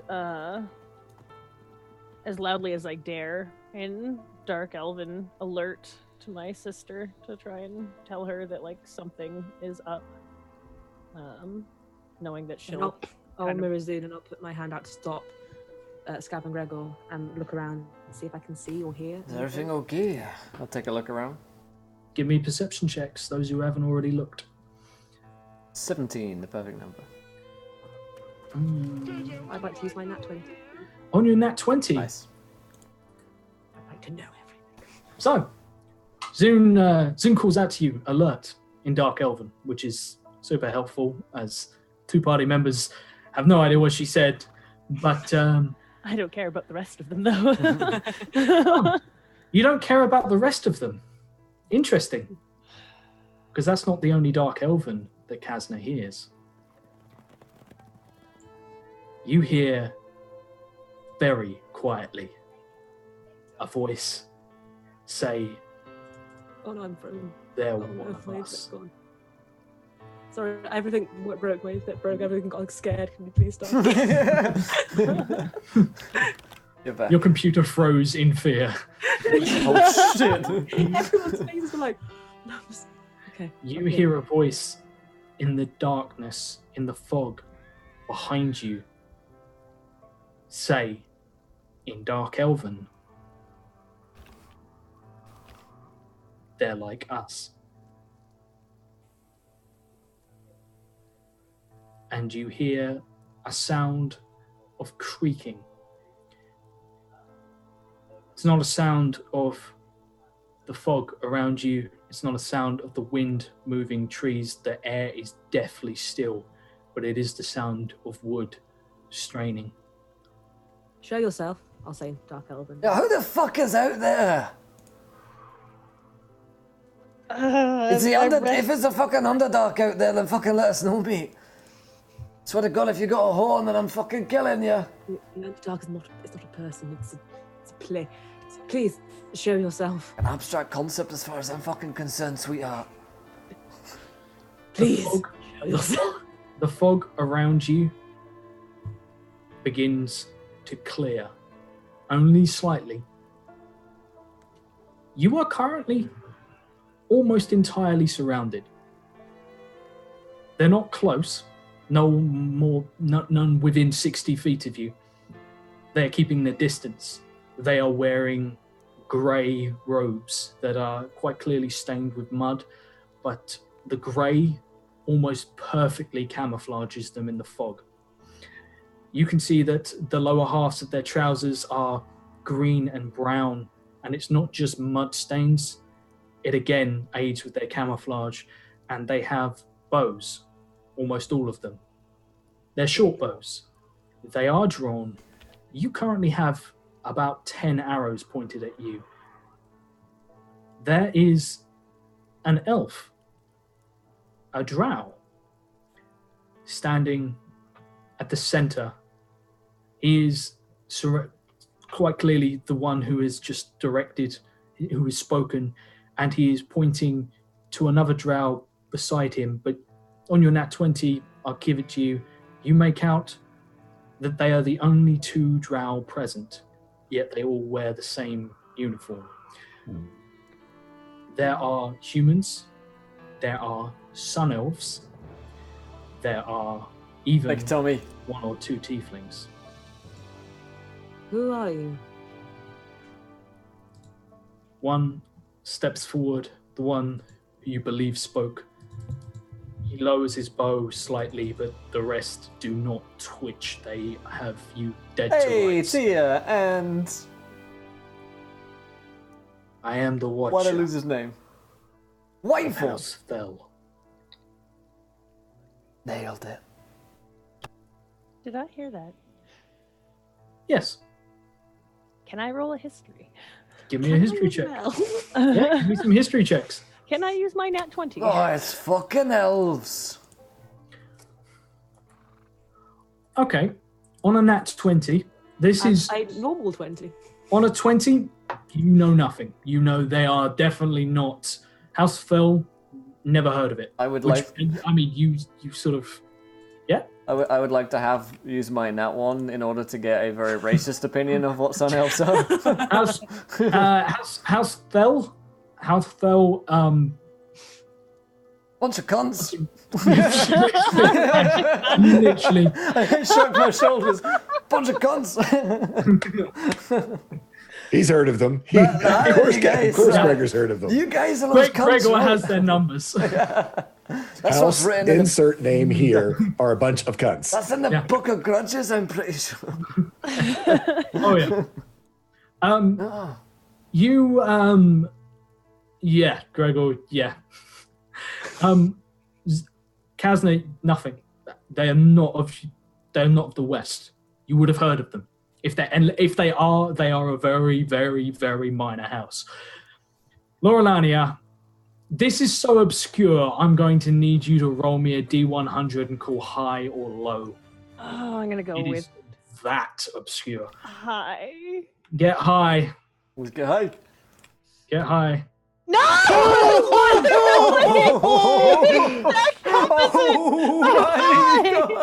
You don't know. Hey, Zune, they're a bunch of cunts. They're a bunch of cunts. They're a bunch of cunts. You look at Gregor and you're like, that's exactly what it says in the How did history you know? book. Like, word for word, For a verbatim. moment, You can't make this shit up. Like, Oh, man. oh, hello, highlight reel on YouTube. Oh god. Gosh. God damn, they're ninjas. That is yeah. Shut up. I hate this game. She has a moment where she's like, no, I do know you guys. You're a bunch of guns. You you guys So don't want to be entertained by this whole storyline. I can't help it. you guys are looking Gavin is not to- amused, No. but he really is. Yeah.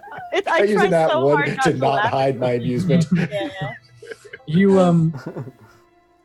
You have no idea, you guys, but you know, Zune, without a shadow of a doubt, there's never been a house fell in the West.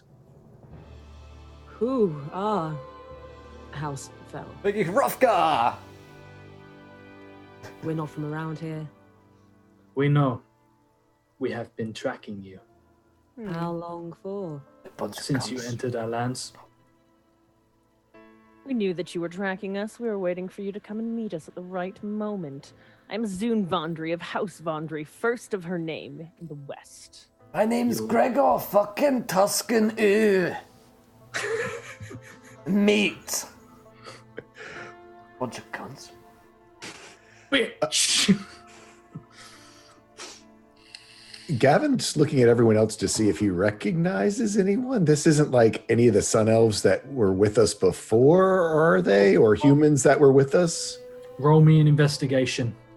You are trying to discern very precise details, and they are shrouded and they cover their faces. But any gear, anything like that might be notable. I'm sorry, investigation or perception? Investigation. That'd be in that One. one. That one. Nailed it. That's a That great one. day. No. These guys. To all of you, these guys don't fucking. You've never heard of them, and they have just they have you sort of completely surrounded. If you are the Watcher, what is it you're watching for? You. And what is it you are stopping us from, or whatever it is you're trying to do? We're here for vengeance against those that you slaughtered. And You to may answer, have to remind me. he turns and looks at Zune to answer your previous question, or previous point. No, you are not waiting to meet us. You were stuffed into small boxes, being ferried around. We tracked your convoy.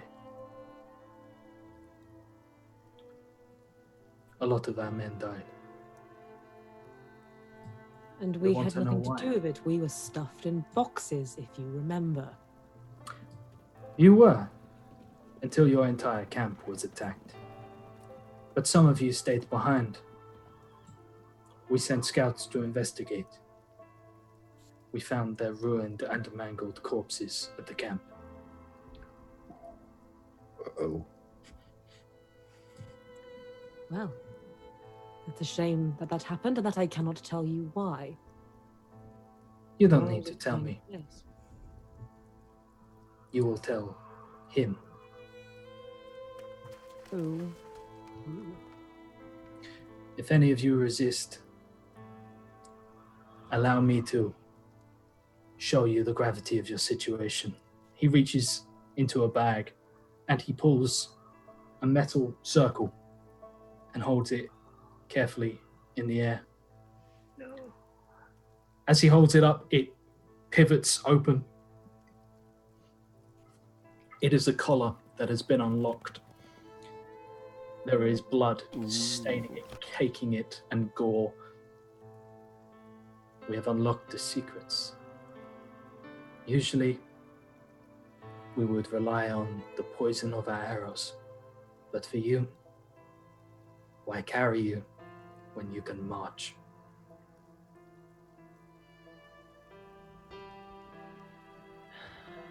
Where to would you have us march? He looks at Zune. I stare at him. He is... Now you've sort of taken him in. He's probably about... probably sort of... He's quite lithe. He's not particularly strong looking, but he's perfectly balanced, perfectly accustomed. He sort of moves... Like, these guys have been tracking you soundlessly. There hasn't been splashes behind you. These guys know the land. They know the lay of the land, the terrain. They're clearly outfitted for it. They have weapons. This guy seems to be in command. The rest seem disciplined. None of them have interrupted. None of them seem restless. They are well-drilled, well-trained, and they are acting as a whole unit. And they are not all drow. They seem to be led by this drow, but you can see that the female drow has hung back and seems to be awaiting orders. This is wrong on every level. It looks like things have gone to shit in the east. And I say it in as haughty a tone as possible. Things have never been not shit in the east. Indeed. He points and he gestures to the path that snakes off to the right. March. A kind gesture. Thanks so much, Whiteform. Yep, I march. Okay. I saunter. I saunter. I sashay. Sashay away.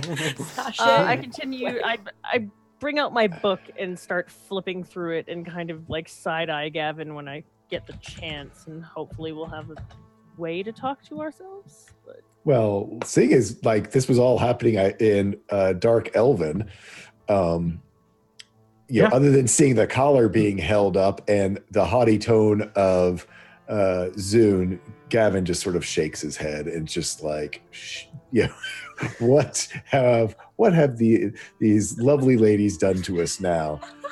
This was a team effort this time. Yeah, I know. So Gavin is probably somewhat frustrated with Zune.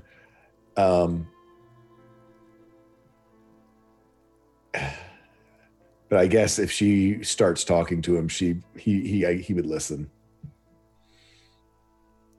I will reiterate for him everything in common, just so he can be completely caught up on the situation. Do you say it loud enough to bring Gregor up to speed as well? I'll tell Gregor if not. Okay. Wait, what's going on here?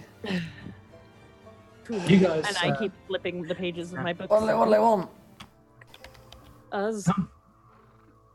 As sort of Gregor asks that, Gregor, you realize that they have moved up on either side of you to form a column.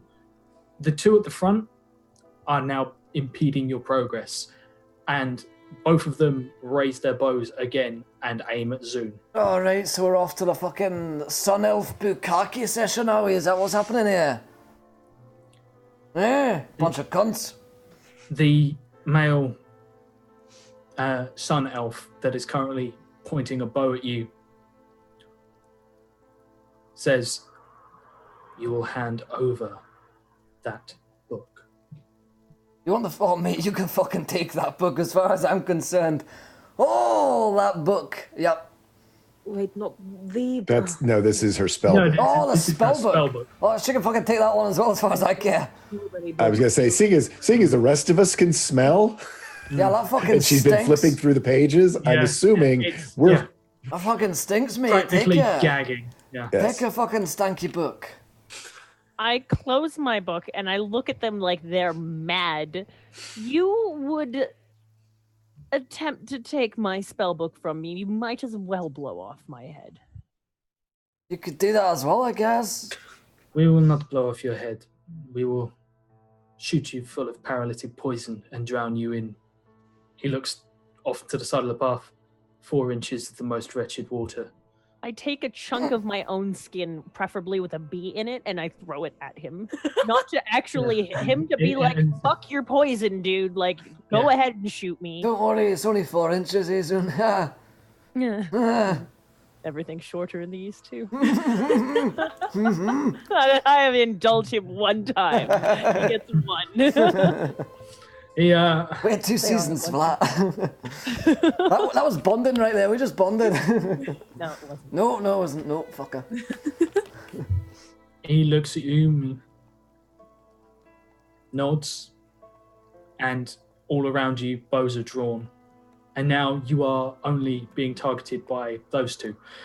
Everyone else is currently pointing at least one other party member. Mate, I fucking throw up vomit. That is magma. You think I can't take one of your fucking 4-inch pointy fucking arrows? But give him the fucking... I would suggest- But give him the fucking book soon. There is a kid here. Gavin's. They're about to take us to where we want to go.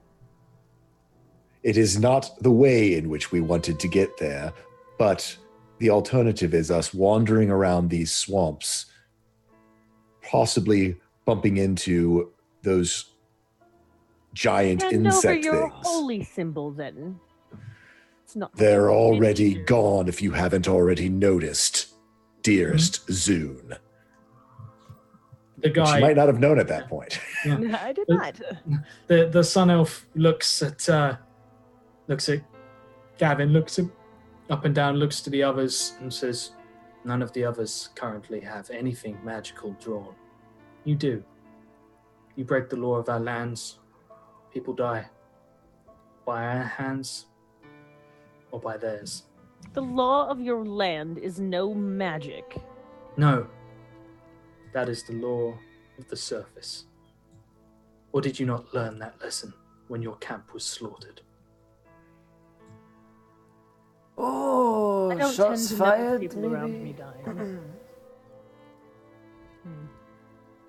I'm just saying it could have made it easier to understand these laws, like a sign, document perhaps. Right, little sign up, maybe that'll be nice. FYI, Maybe welcome to Zora. Maybe some flashcards, maybe. Yeah, You know, little cue cards. I really don't see how this is our fault, but No. You were informed when you first were transported to this place. No exposure of magic outward. oh yes, but that was just a saying, you know. It wasn't. I look at Kazna and go, shouldn't we get moving, and point to the sky where the sun is getting higher and higher? Don't you raise an excellent point, and you are drawing some excellent bows. So let's get going, shall we? Zune, the sun elf, reaches out a hand for the book. Intimidation. It is like my last, if you touch this book, I will end you. That's all I can do. Do I have any nat 20s left by any chance? Because that would be... You have one left, I believe. Yeah, let's go with that. Stay the fuck away from my spellbook, please. Of course, you also have a nat 1 sitting there right below it that Josh could pull out after you use your 20. Then I'm fucked. But I can only do what I can do. High or low? Hi, it can't be low twice, right? Yeah. This guy Nice. is just the cult. Like, these guys are not phased at all. They're not even. There's nothing to this. They're not interested. They are so detached. They show military discipline. They would You get the feeling these guys would just kill you and move on without a second thought. They will not hesitate. You are very much between a rock and... I've already studied my spells, so they are in my brain already, and I could make... But no. I turn to the pages where the written archaic language is, and I tear them out.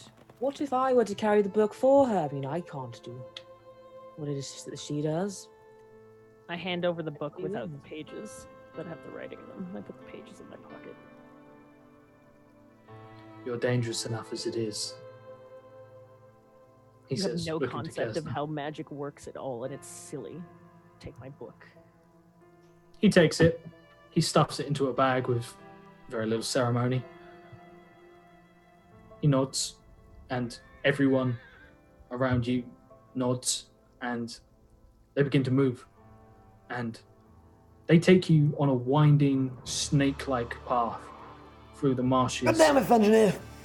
And it's quite some time, and it's a miserable walk, and they lead you. You note that they don't always take the easiest paths. They specifically make sure that they keep you guys on the safest path between them and always surrounded. And they move so quietly. And as they get closer, there's no conversation, no small talk. None of them speak the entire time. But finally, something looms in front of you. There is the outline of a building. It is not familiar to you, Zune. But it is strangely welcoming. It is dark elven architecture. It is sleek and elvish, but at the same time slightly gothic and violent in its angles and peaks. It is also askew. It's maybe tilted 15, 20 degrees. It appears to be a small building, nothing too major, 2 stories, slightly bulbous at the top, maybe a watchtower of some kind, or an outpost, a checkpoint. It looks like it was military in function. There are still doors, and the doors are made of a strange, shimmering white material. And he brings you to a stop. And silently, everyone files out into a defensive perimeter, no longer around you. They fall into a perimeter around this watchtower. And the man who addressed himself as the Watcher looks to you, Zune, and says, "From which house do you hail?" House of Vondry.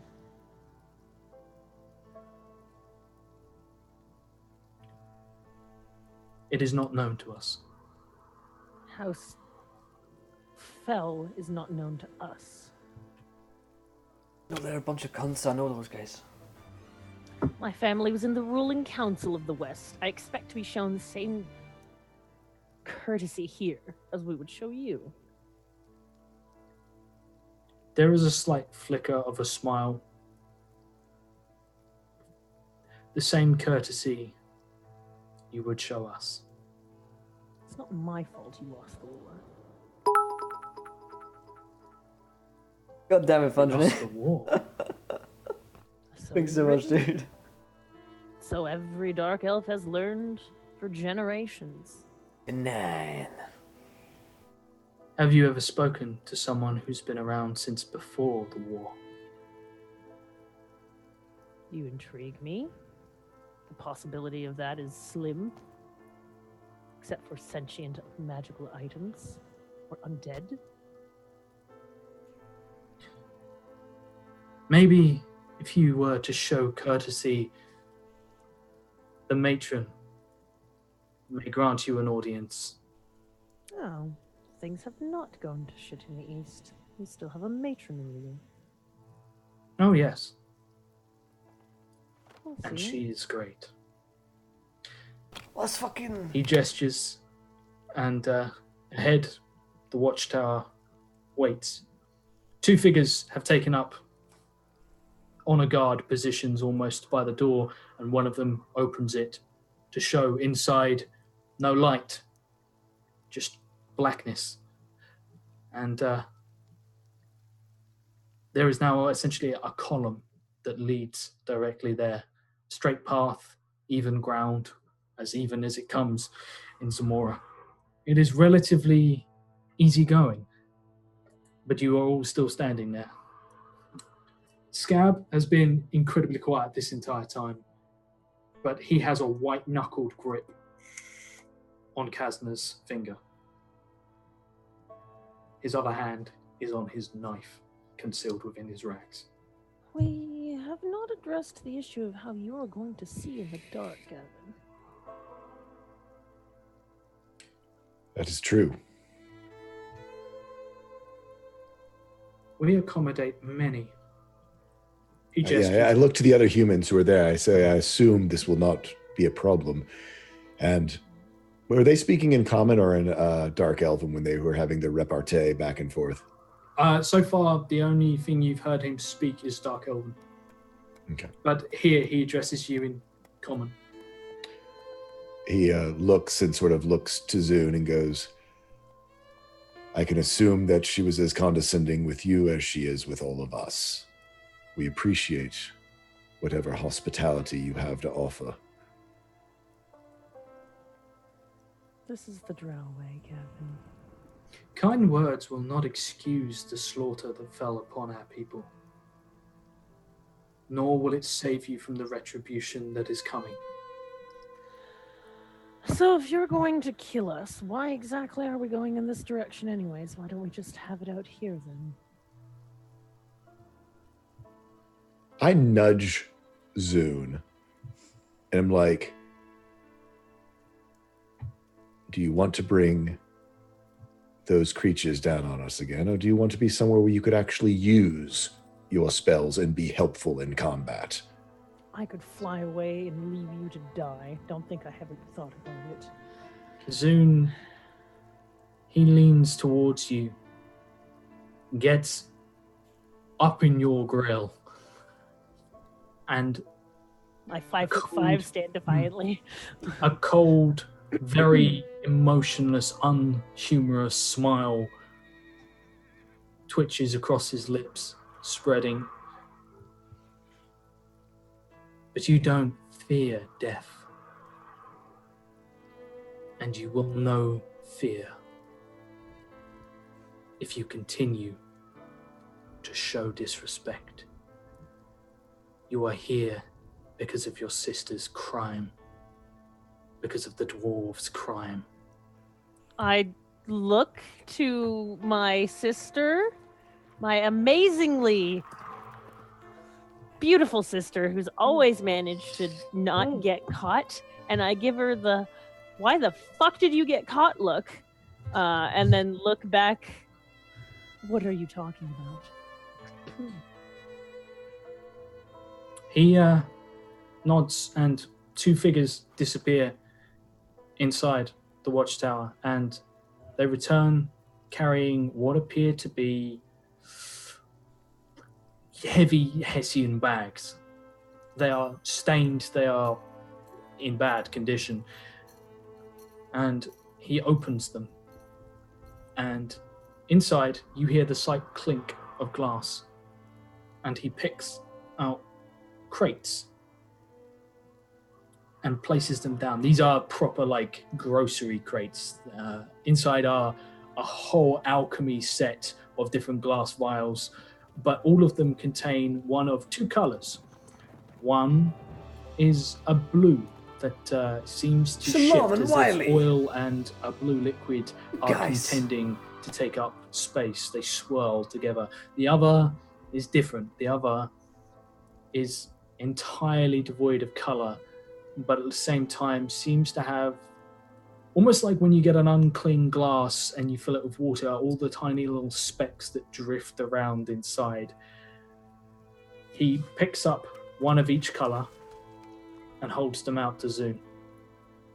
I take them because science is interesting and cool Cool. and awesome. And these could potentially hurt me, but I don't care. And do I recognize what they are? Roll me a Arcana check.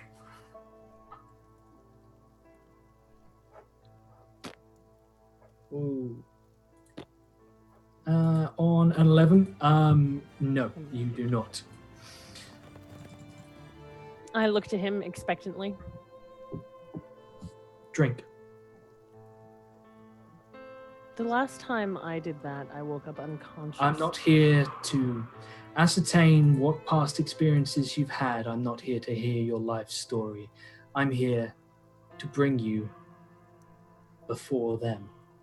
So, you will drink, or you will not. And I things will look very at soon. Gavin like, seriously, we're gonna do this? Gavin looks at you pretty pissed off because basically it's I wanted to go, Gavin still wanted to go on a boat. You're the one who drug our asses here, and now you're pissing off the people that you wanted to meet. So Gavin's kind of had it with you. Nothing to do with me. This is her fault. No, but you're the one who blame we were free and clear until Zoom was like, why do you have to take this away from me? Why the one thing that I want to see the Underdark and go to see the Dark Elves? Blah, blah, blah. I drink the stupid potions. And that's exactly how Gavin says it to That's you. exactly how he does it. But actually, no, Gavin, you know what? That What was memory's that in not common dream. or no? Yeah, he addresses her in common, leaving sort of the Dark Elven by the wayside. Did you already drink him? Because Gavin was going to take him. If he had said, Soon. if Zoom hadn't drunk them yet, Gavin was going to take them out of your hands and drink them himself. Zoom drinks. Bottoms up. Zoom, as you drink, you feel this strange sense of coldness seep through your upper half of your body. It has no effect on you from the waist down. It permeates and makes your skin tingle. You're pretty sure the hairs of the flesh that's still your own stands on end. And that is all you get. Did they want us to drink these as well? He begins handing them out to everyone. Fine. Yes. You guys got any beer or ale or, anything to wash this shit down with? I'm kidding. Get out of the lava, good dwarf. It likely won't. Of course they don't, they're fucking elves. And I down it. What do they do? Oh yeah, what do they do? I say after I drink it. Both of them. What does it do? They I guess if permit you wanted entry. to kill us, you could try. They Yeah, permit Gavin drinks. I mean, they see Gavin drink. Yeah. Gavin, you feel the same sensation, except it washes through your whole body. All right. That's good. That's a good sign. One of them is holding them out in front of Scab, and Scab looks to Kazna. It's all right. Chin chin and all. Chin fucking chin. I mean, this does break the rule of do whatever the opposite anti-Zune says, but... Scab drinks carefully, and so the taste for all of you, the blue one is quite fresh and ever so slightly bitter, but it's okay. It doesn't it's not vile. The other one, unfortunately, it looks like water, but it has like the consistency of oil. It it slivers down your throat. It's horrible. And you feel it sort of everywhere it goes, coldness spreading. It permeates your skin, your flesh. But after, by the time Scab's drunk, Zoom, you've been standing there for about sort of maybe a minute now, and they've collected up all the bottles. None of them drink, but all of them look around and keep their vision staring outwards. You're still under guard. Some of them have sort of bows cocked but not drawn in your general direction. And finally, one of them turns to you, the Wanderer turns to you, and he takes you by the hand. Oh, great. Is this where, I fucking bend over and you guys lube up and we get to it then, is it? And he begins to walk into the swamp. This is a good sign. The bog. Fucking swamp. Soon, he takes your arm and tries to pull you with him. Not like down, he just starts to walk into what is essentially a huge bog.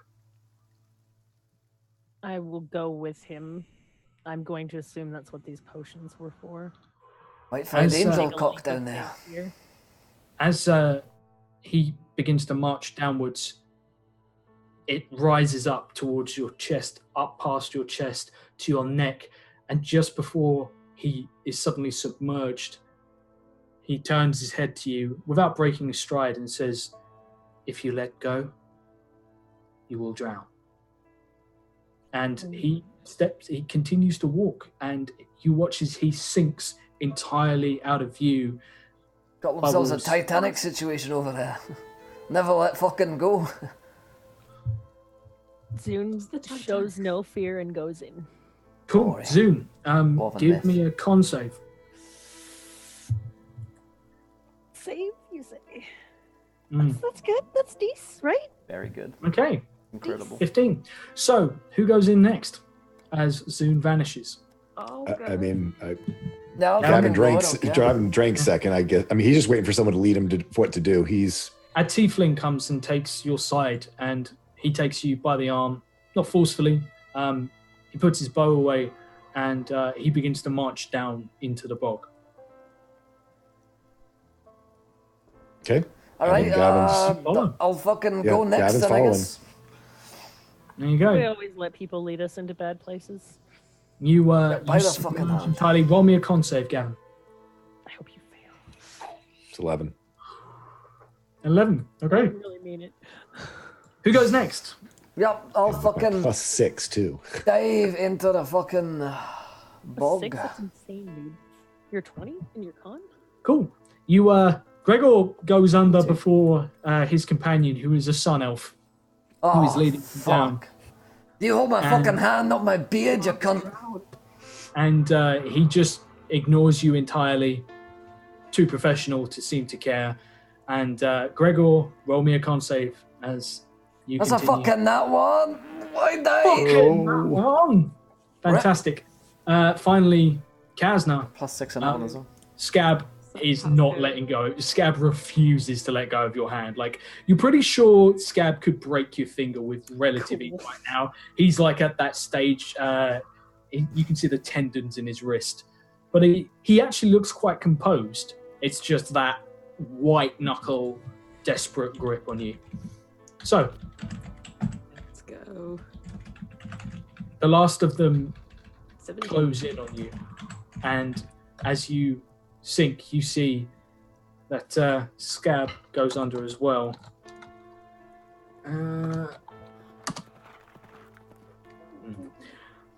Scab goes under. So, Zoom, you find yourself walking, holding your breath. You get to the point where it starts to become uncomfortable. And he is still walking beside you. This is opaque liquid. You cannot see. You can feel the floor beneath you is still sinking. It's still mud. And finally, he comes to a stop and he jerks your arm quite violently and pulls you sort of close to him so your shoulders are touching. And you feel his shoulder slide down your arm, but he doesn't let go. And suddenly... I won't let him let go after he said that. Like, yeah. I got you. Suddenly, you are pushed. As you are pushed, your foot comes forward, you catch, you open your mouth, and sort of startled as you basically stub your toe and tilt forward and fall in slow motion. And as you put your hand out to steady yourself, there is nothing there. And you sink seemingly... All the cameras just changed for me. Yeah, sorry, I'd warned Will that this would happen because I'm still having that same camera issue from a few months ago. It's fixed. Cool. Yeah. So you tilt forward, put your hands out to try and stop yourself from falling, to steady yourself, and you sink into the ground, inhaling this liquid. So, who's next? Gavin. Gavin, the same thing happens to you. You come to a stop, and you are sort of pulled down slightly. And as you're pulled down, your hand is guided to something solid that is set into the floor. It appears to be a tiny wall. And I mean tiny, maybe 2 foot high, maybe not even that. It feels like it's made of stone. And your hand is sort of like pushed down and like your fingers are closed to grip it. Yeah. And then the hand pulls back, and for a frightening second, you are alone entirely. And as you're sort of there, in that moment of sort of like, you breathe out, sort of like a little, and your lungs are now screaming. And you feel either side, you note that this is slightly curved. But as you run your hand out left, you see that it curves off quite a distance. You run your hand round to the right, you find that hand again, and it is currently holding something else. There is something that runs down the other side of the wall. It is what appears to be something raised out from the inside, and you are pushed, your shoulder is pushed down to show you that on the other side there is a drop-off, and you feel the first of a groove set into the inside. It appears to be a ladder that leads down, completely submerged. As you manage to pull yourself over, you inhale. And Gregor, you make it fucked. you make it under. Breathe it in. I fucking drink it. As you do, you suddenly, literally, like your beard, your mustache begins to tickle you. Gregor sneezes underwater, and then inhales. Oh. And finally, Kasna. Fucking snorted a whole fucking line of that. You are making your way under the water. This thick, it's like moving through like thick soup. It's almost congealed, and you wade your way through, being led. You know that there was someone on the other side who had Scab, and as you're moving your way through, suddenly Scab's hand lets go, and you can't see in any direction. You can just feel the hand, which doesn't seem to have noticed and is continuing forwards, pulling you with it. Scab has been separated from you. You have zero visibility. In front of you, you can see what is like almost like a golden beigey, worst mum ever, fetid kind of colour. Fucking worst mum EU. You walk your kid into a swamp and then fucking let go and then keep walking.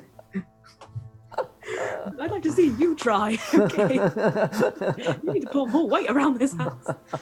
Oh, if I kind of like wave my hand around in this sludge, can I see if I can feel? You start to wave your hand round, and as you panic, you let out the last of your breath. Wait, no. What if I don't? Because what if I don't? Can I? What if I just don't? Counter argument. How about no? Here's my counter argument. Okay, come on. If you say snake advantage, I'm just over. I swear to God, Louise. How about it? I have Indomitable, which means if I fail a saving throw, I can re-roll. Yeah, absolutely. I'd like to use my nat 20 on my re-roll. Okay, yeah. You managed to hold your breath, sort of like you literally. In fact, I'll give it to you. You figure it out. You hold your breath. You don't get that burning sensation in your lungs. You find yourself consciously trying to remember not to make yourself breathe. there's a natural reaction. There's almost like a panic that sets in. You haven't breathed in some time. Your body wants you to breathe in, but it doesn't hurt, and you don't feel any way lightheaded, lethargic, anything at all, as Kazna stops breathing. And you fly around, and finally you find a figure. You have sort of almost pulled free of your minder, and you find Scab, who is currently on all fours, doubled over, and you find him reach down, and you put your hand on sort of between his shoulder blades, trying to sort of ascertain where he is, and you can feel his chest heaving, and you manage to pull him up where he sort of almost got stuck in this bog, and next to you, you bump into someone who is also pulling him up, and together you are led, carrying Scab, who appears to be drowning or hyperventilating or having a panic attack or something terrible.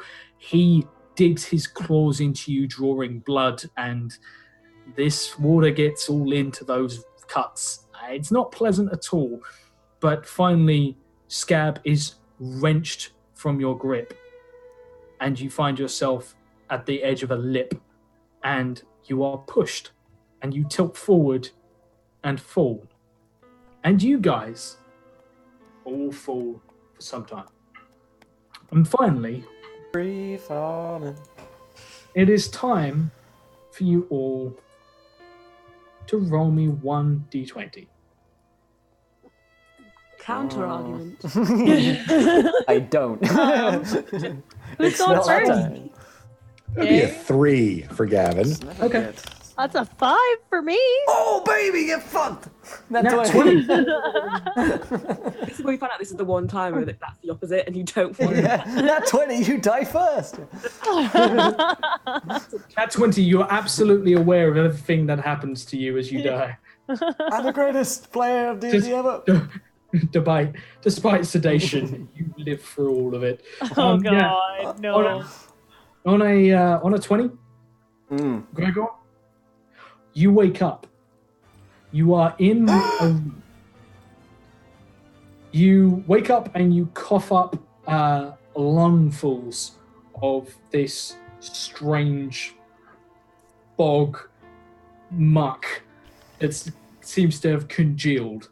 You cough it up in thick, long ribbons that rip from you, get it all in your beard, and you were sat on a stone bench. It actually looks like it might be a cot, a bed of some sort. It's not comfortable in any way, but it is made of solid stone. You are in an incredibly dark room. There are 4 individual beds set out, and you are the first to stir. The others all lay there, covered in slime, and all of them appear to be completely still. They look like they've been laid here by other people. There are no footprints that lead into this room. You have been deposited here. Anyone There else is- around? No one else around. The only light that seems to come into the room is through the bars that mark where the door is. There is an archway, a door, and there are thick, gridded bars that have spikes sticking out of them. Nice touch. Well, after I finish vomiting, I get myself up. I go towards this archway, so there's light coming from it. Hello, Yeah. anyone there? On the other side, there is a man standing there. You alright, mate? He's a couple of feet down the corridor, just out of arm's reach. Or, if you probably couldn't sort of like even Gavin probably couldn't reach him from there. He stands. He has a spear in one hand. He has a shield in the other. The shield has a sigil on it. I will show it to you, and you can pop that up on stream. There you are. You can't roleplay. There you are. Boosh. There you go. It should be it's symbol. Symbol. Yes. Ooh. Sexy. Okay, so shield's got this symbol on it. All right. Digging it. He's like, "You're right, mate. What's up?" He looks to you. He appears to be like you. He is a dwarf. He doesn't respond to communicate. He just stares at you blankly. Hey, I just went through a swamp, and now I'm here. And is this the Underdark? And if so, great. Is there anywhere else to go here? Is this the one location? Any tourist spots I should hit, you know? He looks at you, pauses. Yep. He has sort of like, it's almost like there's a delay. Like he's trying to process Gregor. Yeah, I'm here for the It's gonna fucking... take some time. Yeah, I'm here for the fucking gangbang, mate. Does that help? The delay is increased. Wrong way. Finally, he looks at you and says, You are here because of tourism. Mate, I'm here because my fucking rest of my friends have come through. The human guy, the drow girl, the fucking weird one, and the kid. We're here to see, there was some matron. I think we're here to see. You know, got any of those lying around? Maybe you could point me in the right direction. Yeah. You are here to answer for what you did to our friends. What I did to your friends? Who are your friends? You don't look like the kind of guy that has a lot of friends, but I do hurt a lot of people.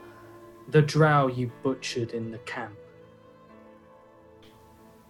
Which drow, which camp? Gonna have to be a wee bit more specific. When you were left for dead by your own traveling arrangements, the convoy. When you were abandoned with the other one, the drow. Our scouts were sent to report on the camp. When they arrived, the pair of you butchered them. Oh, right, yeah, no, that was probably us, yeah. See, the thing is, they're a bunch of cunts.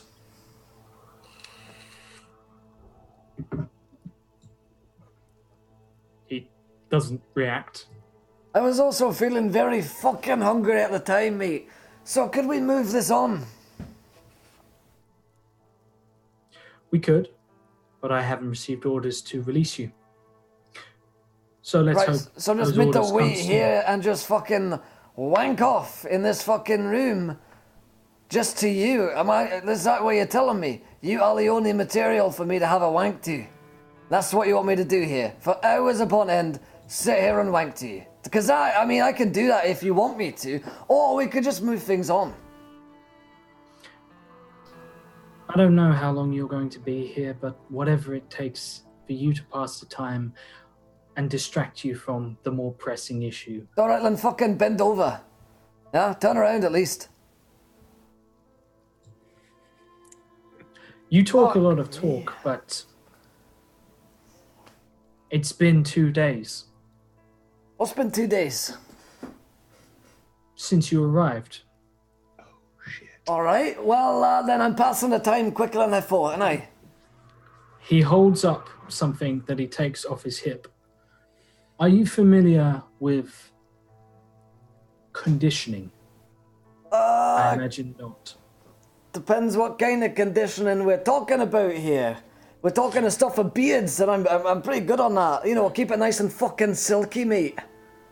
Or is that conditioner? You have the outlook of life of a mercenary.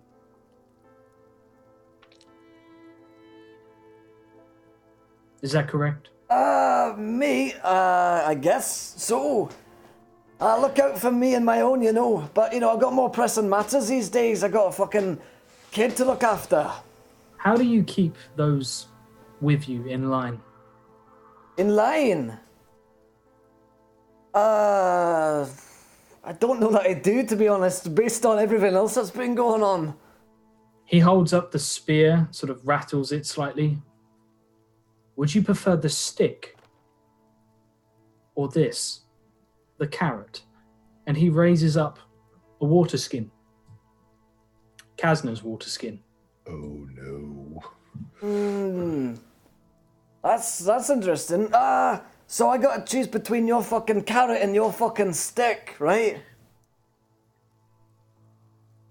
Choose whatever you wish. Well, tell me about the fucking sticks first of all, because your carrot is, you know...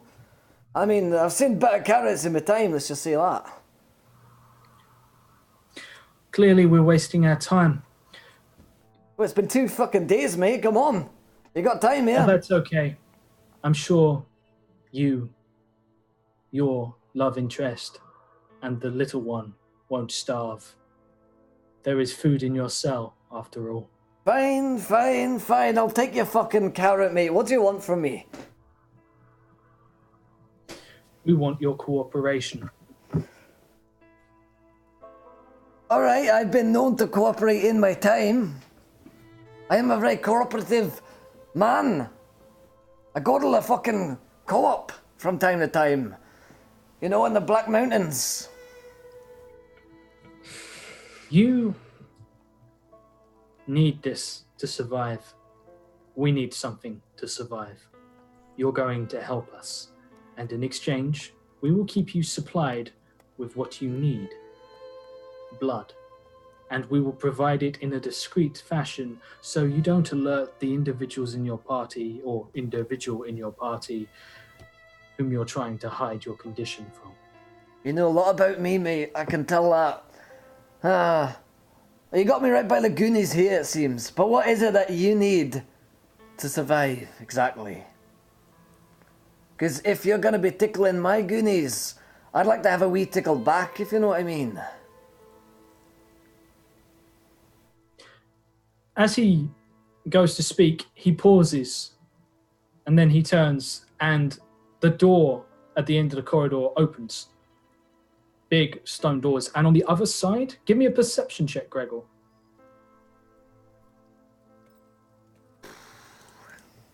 16. On a 16, you can see a cavern on the other side. A huge cavern on the other side. This corridor seems to be built into the wall. You know stonework. You know architecture. You know whatever made this, it wasn't made with traditional tools. More likely beasts carved these tunnels. But on the other side, there is a huge cavern. A cavern that can't exist just below the surface. It would have flooded by now. And you can see buildings. You can see buildings, what appear to be a settlement underground. But then the doors close, and there are 3 figures walking towards you. The first, you recognize. He's no longer wearing the same clothing as before. He wears simple clothing, commoner's clothing. He is a drow. And he is the one who referred to himself as the Watcher of House Fell. And he approaches, and the others stand in an honor guard position around him without saying anything. We want you to help us with a problem that plagues our territories.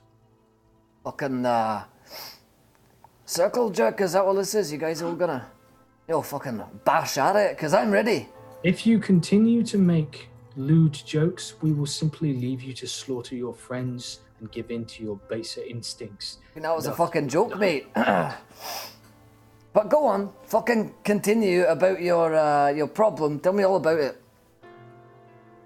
What is in your grounds? You are a man born of violence, yes? Right, I guess you could fucking say so, mate. You have a knack for killing things. Right, I've got, a certain set of fucking skills that make me a nightmare for people that want to be alive. Yeah, I guess you could say that. What about people who are alive against the odds? Well, they're gonna be a bit more specific than that, mate. What do you mean? Tell us something, Gregor.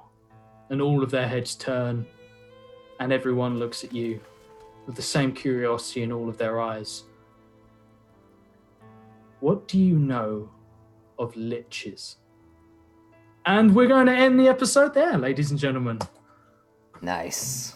Why? Why can't we just play for like 5 more minutes? 5 more. Can I wake up? Oh, man.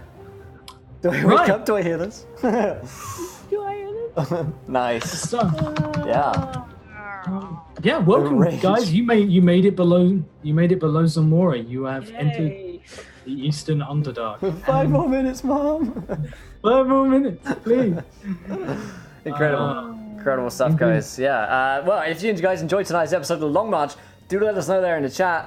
Drop a comment here on YouTube if you enjoyed the show and you haven't yet followed the show. Hit the follow button and join us. We'd love to have you guys here on our adventures as we head into the 2nd season. Of course, go back onto YouTube. Not only do we have all of the past seasons of YouTube of The Long March up there, which are well worth a watch, but let's want to go up there as well. And it's well worth a watch, my friends, because a lot of these things will make a lot more sense. In fact, if you even go back and just watch the 1st episode of the 2nd season, it'll give you a full recap of what's going on here. Yeah. But whew, that was fun.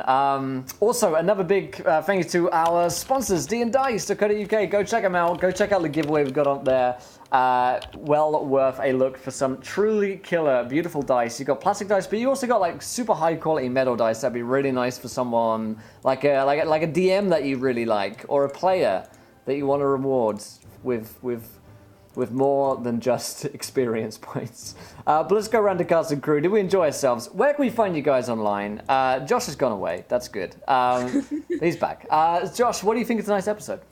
Yeah, I think it actually went quite well, to be honest. I planned certain things, and some of it got done. This is a whole new Long March, guys. I'm New season, I'm new us, confused. new team. Yeah, new dynamic, and I'm loving it.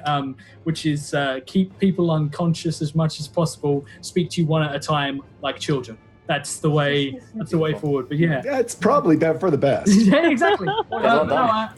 I had a blast tonight. You can find me doing Encounter Roleplay things on Encounter Roleplay, but you can also find me in the wonderful, miserable, terrible, depressing glory that is Turncloaks.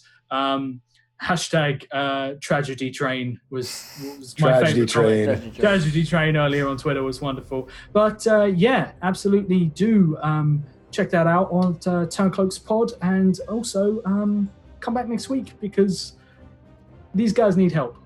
I'm so excited. Truly we do. Amazing. Let's go back in reverse order. So, Laurelania. I had fun. Ooh, those Good. are pretty. Shiny. Shiny. I had fun. Zune is starting to hate Gavin more and more every day. Just that pesky little paladin she can't rid herself of. Hey, at least you got Scab. Yeah, and the vampire kid. With a smart mouth. Yeah, he's my little buddy. Yeah, well, if you who's never had power, a little bit of power, you know. I'm gonna break that kid. You can find me here on my Discord that has links to all of my social media and stuff, so it's a lot easier than me just copying and pasting literally everything. Or you can click on my name in chat and you can follow me there too. Please do that as well. That would be good. I had fun. I can't wait for next week. The word lich was said. That's go time. Awesome. Toll School. Yeah, Gavin's just kind of like along for the ride. He's still figured out his world, but I think it gives him great pleasure to just kind of poke Zune whenever he can. And I'm sure the poking will continue. That didn't come out right. But anyway, you can find me at Tall Squall pretty much all over social media. If you head to my Twitter, you can find links to all my other things, including the campaign that I DM for on Saturdays, 2 o'clock Eastern time, called The Vice, which is getting quite interesting very quickly. So Very just nice. to kind of all over social media, and Zoom. Yeah?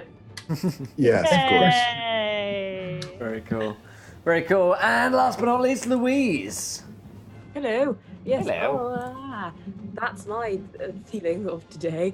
There's lots happening and a lot that's going to happen, and yes, sometimes being a vampire and it's a great thing, and sometimes it's a not so great thing. So we're all learning as we go, and that's great. And we're teaching the son some good family values. Yes. Like don't tell anything to anyone, and just never speak about anything. Don't talk about your And dreams, lie kid. to your real family about being a vampire. Yeah, You know? well, you have some. You guys nice really stuff. think you're gonna keep up this charade? Like the Zune's just never gonna find out that Yep. you're a vampire. Never That's how I gonna deal with know. all my problems, yeah. Just ignore them. Yep. Yeah, you can find me in the meantime on many places, and those places are Twitter at No More No Less, Twitch here at Seven Legend, and on the Wonder Quest podcast. Yes. Not only just ignore my problems, but get my girlfriend to ignore those problems as well. That's the best way to do it. That's what being a couple is all about. It though. really is. Together. We're so strong. Gregor and Casimir. Yeah. So strong.